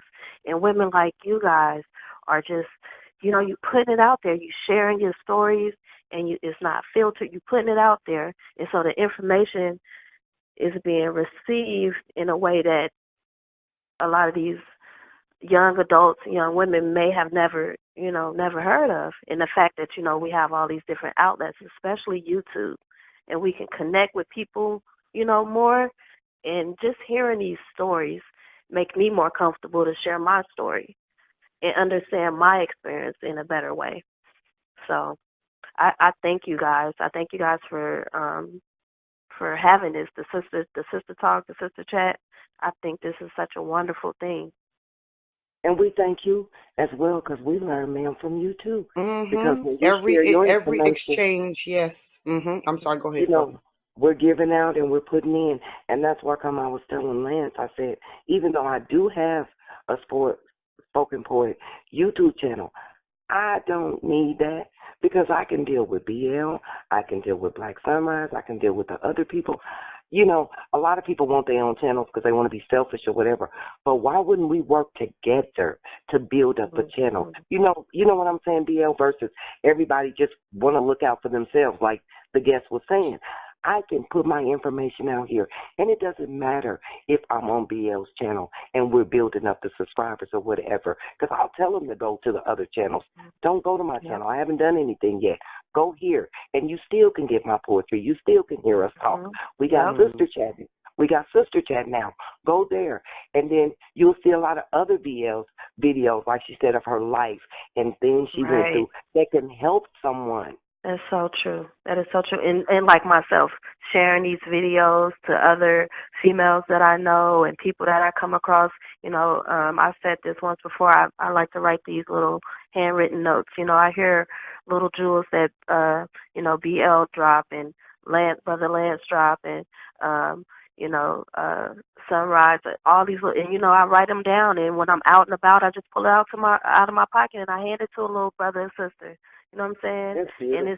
And I write on it that it's just a note of love. You know what I'm saying? You can throw it away, pass it on to somebody, but check out this YouTube channel or look up this, or know that you are loved. You know what I'm saying? Or start with loving yourself, or you know what I'm saying? Start investing money. People always talk about it, but it's not a joke. Little things like that.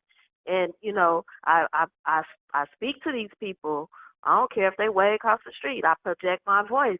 If I have to repeat it 3 and 4 times, even if they look at me crazy. Now, if they look at me crazy, I really try to pull them in and, hey, what's going on with your day? What you up to? I see the kid, my neighbors, every morning. I sit outside. I drop my daughter to leave, and I sit outside. I wait for the sun to come up. I do my thing in the morning, and every morning they got their headphones on. And I'll get up and walk up to them, walk with them halfway up the street, and they looking at me like I'm a weirdo. Yeah, but when I get to talking to them and what you listening to? Oh, you listening to, and spit a couple of lines or whatever. It's about catering a message to intriguing them. Just like people go to these YouTube channels and something is like you said, it's a seed that pull them in, and that seed get planted, and it starts to grow, and it starts to flourish. And next thing you know, you got, this group of friends or whoever that's talking about, these topics, and seeing that it's okay to share these things, or, if they want to remain anonymous, that's cool too. And for me, it's not about linking on to BL or Brother or none of that. To me, it's about, hey, I'm in Texas, and if y'all need some help when y'all in my area, you know what I'm saying, hit my line. Like, you need somebody to lick some envelopes, or, you know what I'm saying, I don't have a car, but y'all need to store some stuff. I got garage space, or, you know what I'm saying, whatever it is. y'all get out here and it's a situation don't turn out and you know what I'm saying, you need somewhere to come and chill for an hour. I hear my space is safe. I ain't on no kooky, gooky, crazy stuff, you know what I'm saying? And you know what I'm saying? I'm tired of the BS. I'm tired of the fake and phony. I've been through my life, my journey. You know what I'm saying? I got this black man who loves me. I got this wonderful child. You know, I'm trying to change things around for my mom, her sister, like my whole family. And having people like you guys and having these platforms to voice my opinion and to know that I can offer my help and ain't nobody looking at me like, you know what I'm saying? It ain't nothing funny about it. It's just honest love for black people, you know what I'm saying? And I'm all about that because I don't want to be caught up in all this BS and get beside myself and get so far away from myself that I sink back in that dark hole. I'm never going to that place again.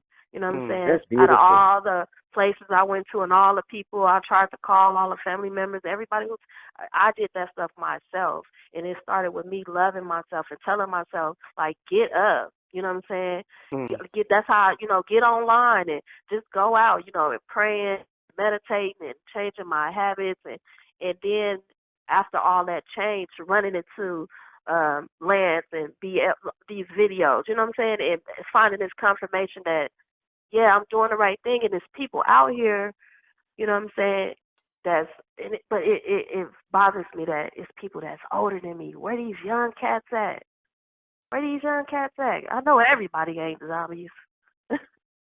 It's just going to take some time. The more we share with them, the more and just like what you said you're doing, as you see people, you're just dropping a little note, maybe on a sticky or a postcard or whatever it is, a piece of paper, and you're writing some little gem that they can take with them. The more we continue to doing that, we're going to start getting more and more people turned around away from this path that they're on. What was the song? Self-destruction. You hit it for self-destruction. Man, we'll get I was them off listening of that to that path earlier today. and turn them back around. Hopefully, it will be more masses than the few. Wow. We just have to keep it moving, and then the fact that you said that you have a strong black man who loves you—that's profound in itself. And I mean, it's something. I was telling her earlier, spoken, that we're gonna have to. That's beautiful. It's wild. It's crazy thinking about all the trauma this man been through. You know what I'm saying? And if he wanted to, like he ain't got no reason to be trying to get over on me because he already know how I am and I know how he is, and he know I'm not going for it, and I know he done been through too much trauma. He's been through too much trauma for me to beat him up. Everybody else turned they back on him, and they did that to me. I'm not gonna do that to him. You know what I'm saying? And it turned into such a lovely thing, and to reunite after all these years and to be together. You know what I'm saying? We apart, but we still together, and we can conversate about little things that we can do, and the change he wants to happen in our hometown back in California. Like all these things that we working towards together, and sending each other links to the videos, and I'm putting him on to Brother Lance and Brother Kingston and Brother Ross, and it's nice to see that he can like relax and know that it's okay to open up to other brothers. You know what I'm saying? And he can be his soft, gentle self, and he remind me of that every day. That what I'm saying, thank you for just listening to me and supporting all these things. And it's just like it's cool. It's all love. It's all love. And we just want to spread that love to other people, other black people, and let them know you ain't got to hurt. You ain't got to go through all this. Like, turn to your parents. Embrace your parents. You feel me? Don't look at your parents like they trying to control you or hurt you or tell you what to do, because that's not what it is. It's really not, Wow. So I just thank you guys again for, having this platform and being able to, the topics that you guys are talking about. And I just look forward to where this goes, with the sisters who, join in. And I love listening and just jotting notes and going back over them. And I just love it.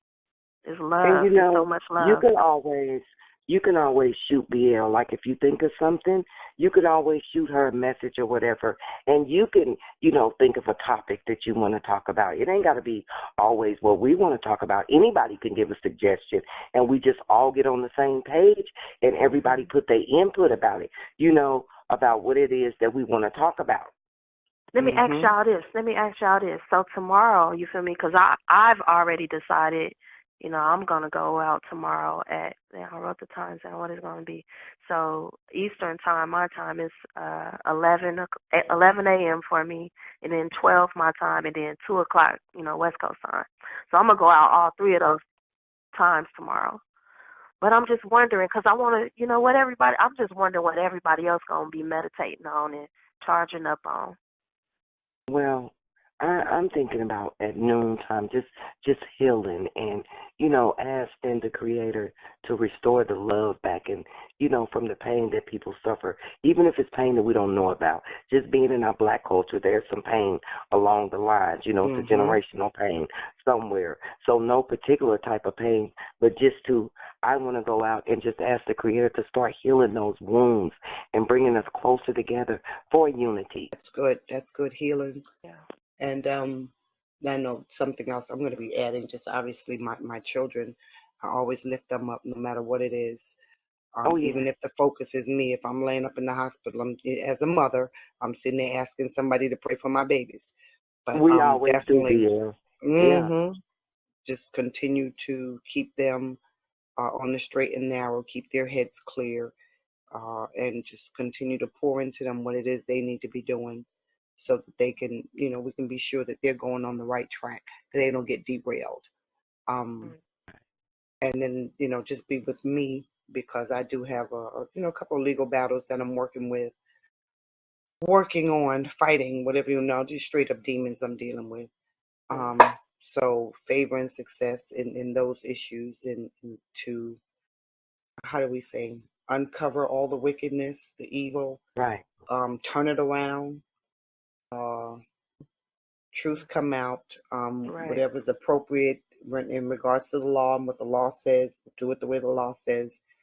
And because I know if we're looking at the law favors me.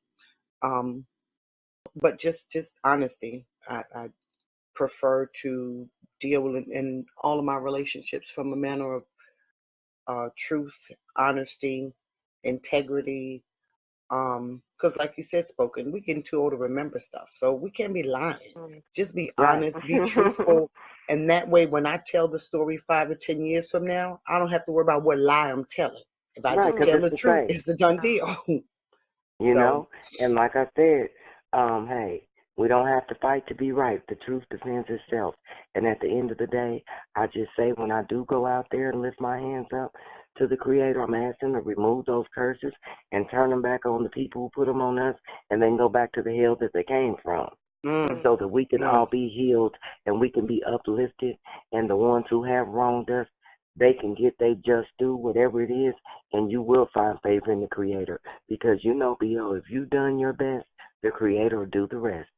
I'm hoping that everybody who participate tomorrow gets so, recharged and energized that the testimonies are so overwhelming and the energy is so overwhelming, people just automatically start just connecting. I'm just hoping that it's such a overwhelming effect that the word just spread and we just click in with each other. I hope we just all click in with each other and just like the healing and the peace and the truth coming out, and everybody snapping up out of this shit. And it's the truth. Hell, we've been broken and hurt for too damn long. When is it gonna be our turn? And it's just a matter of standing up and taking action, though. Yes. But that's why I support this platform. And even Lance and B.O. know I do things in secret. I never say nothing, but Lance knows I support. And I just ask that the Creator keep giving me words where I can put my poetry out, and hopefully it can heal and it can help somebody to let them know you are not alone, if nothing else. But these words that I write, I know that they come from the Creator because I damn sure ain't smart enough to think of all this stuff by myself. Don't underestimate yourself. Right. No, I don't underestimate myself, but I got to give credit, BL, where credit is due. Okay. Good point. Mm. And before we get off the phone, I want to read you ladies this poem, and then we'll close out. All right, go on. Let's give it to us. Okay. This poem is called Being a Strong Black Woman. It's being a strong black woman in this world is what I choose to be. Having a good man by my side is good, but I don't need one to define me. We come in all sizes, various hues of every shade. We have contributed much to this world. Look at the accomplishments that we have made. Some of us are young, some have graciously grown old. Given the history of the black woman, you can find some of the greatest stories ever told. Some of us are in a relationship, yet the majority of us still stand alone. Our lips can be full, our hips may be wide. Our hair comes in different textures and tones. We have endured some of the greatest triumphs ever known to man. But if any woman can achieve success, you have seen that a black woman can. We make so little go so far with the innovative ideas that we use. We have had to get up and still go on in spite of being victims of abuse. I would never trade the color of my skin to be like anyone else. I'm comfortable with the skin I'm in and the way that I love myself. People may have ridiculed us long ago, as they at times still do now, but some of the products we use today wouldn't be here if not for the black who knew how. So embrace the color of your skin and give a sister of color some love, because remember, the Creator used all the colors when He made us black from above. Thank you, and I hope you enjoyed that. And Well, you right ladies, then. have a wonderful evening, and until we meet again, I will be recording something, and I recorded something yesterday, and Lance is going to put up, and it may help you all because it says just not today. It's a poem that I wrote, and Lance is going to record it. Me and him recorded it live, but he's going to put it up. And you ladies have a wonderful, blessed evening, and until we meet again on Sister Chat. Thank you. We sure appreciate you, Sister Spoken. We You're welcome. appreciate all your input, your efforts, your time, your support. I mean, I don't even have any words for it. Don't even have any words, because, like the other sister was saying, sometimes when you don't get support, or you don't get the support that you feel you probably deserved, and then all of a sudden, I mean, you're just like a breath of fresh wind that comes in with just overwhelming support constantly. I can't even tell you how much it means. And I'm thankful for you in my life. And so am I, BL, because when it came to dealing with that teenager, honey, I'm going to tell the guests, I told BL the other night, I had a bottle of wine that's been in my china cabinet for a long time, and I was about to crack that baby open. And luckily, BL, I did exactly what you said, and the Creator heard us, and she answered exactly like you said she would, and it's beautiful. And you still got your bottle of wine you can save for the next crisis. Never touched it. Matter of fact, BL, I didn't even open the cabinet to even take it out. And, like I tell my kids sometimes, and they laugh about it. I said, I think I'm getting older. I said, I'll get mad about something. Then by the time I walk to the other room, I forgot what the hell I'm mad about. What you're supposed to be mad about. And you just shake your head and be like, Mm-hmm. you know what? Thank you that I ain't got to deal with that frustration, because, heck, I ain't got a reason to be mad, and you just keep it moving. Oh boy, I had muted my phone when you did your beautiful, beautiful, lovely poem, but y'all got me rolling. So you just walking in, forget what you were mad about. That's so funny to me. You call yourself being mad. I'm not really into astrology a lot, but I'm a Cancer to the truest of the true. I'm a crybaby, and so I'll be mad about something, but I'll forget what I'm mad about. Mhm. I guess that's Because a you know what? blessing. I just think, you know what, ma'am? I just think it ain't even in my spirit as I'm getting older. Mhm. I've Just stay been mad. mad. Mhm. I've been Mhm. mad and bitter and angry long enough. Long enough. Mhm. So, and I just think when I asked the Creator to remove that, that's why I said you have to be mindful what you pray for. I asked Him to remove that bondage off of me because at the end of the day, like me and BL was saying, you pissed off at somebody. You got validity. You got a reason to be mad, but they eating popsicles. They have popcorn. They at the movies. Hell, they going on with their day and you mad. True. But it has been so life-giving to my spirit, and I appreciate you all. Thank you very much. And um, I don't know what should we call you? Little Um, sister. I thought of it the other night. little sister. I'm just a little sister. Yeah. Okay, Yeah, we'll Soaking it that's what call you all you say, Little in. Sister. Boaz. Mhm. Little sister. Little Sister on the sister chat. That's Mhm. right. I'm down And you with keep that. playing them videos for little mama, whether she Mhm. sleep or not. Trust and Mhm. believe. Them words are permeating her spirit because the spirit that you have in overcoming what you went through and to be able to rekindle the relationship with your brother, your father, Mhm. your mother, and then your mother's instilling the grandmother nature into your baby. The Creator's amazing. That's all I can Mhm. say. I don't even have Mhm. a word to sum it Right. up. Right. That's exactly how I feel. It's just that love that's there. Just knowing that love and that support can still, it may skip, but it can still be implemented. And this is just something everybody needs to know. All of our young sisters and even some of the older sisters, they need to know that it's okay to hurt, but we got to release it. And that's what we're all here for. Yeah. Mhm. Yep. 'Cause All right, what goes sisters, I in got to must come go. out. Thank you, Okay. sisters, so much. It was lovely, and I can't wait for next time. Thank you, Thank ladies, you. ladies. You have a Have a good great night. night, and we will all meet each other spiritually tomorrow out at 12 Yep. or 11, 12, 1, I think, whatever. You've got your other times going on there. I'm gonna And go we will all meet three, each other in the all three spirit world times. tomorrow. Mhm. Yep. Okay. Yep. And All right. blessings to everybody. Good night. Good night, Good night. ladies.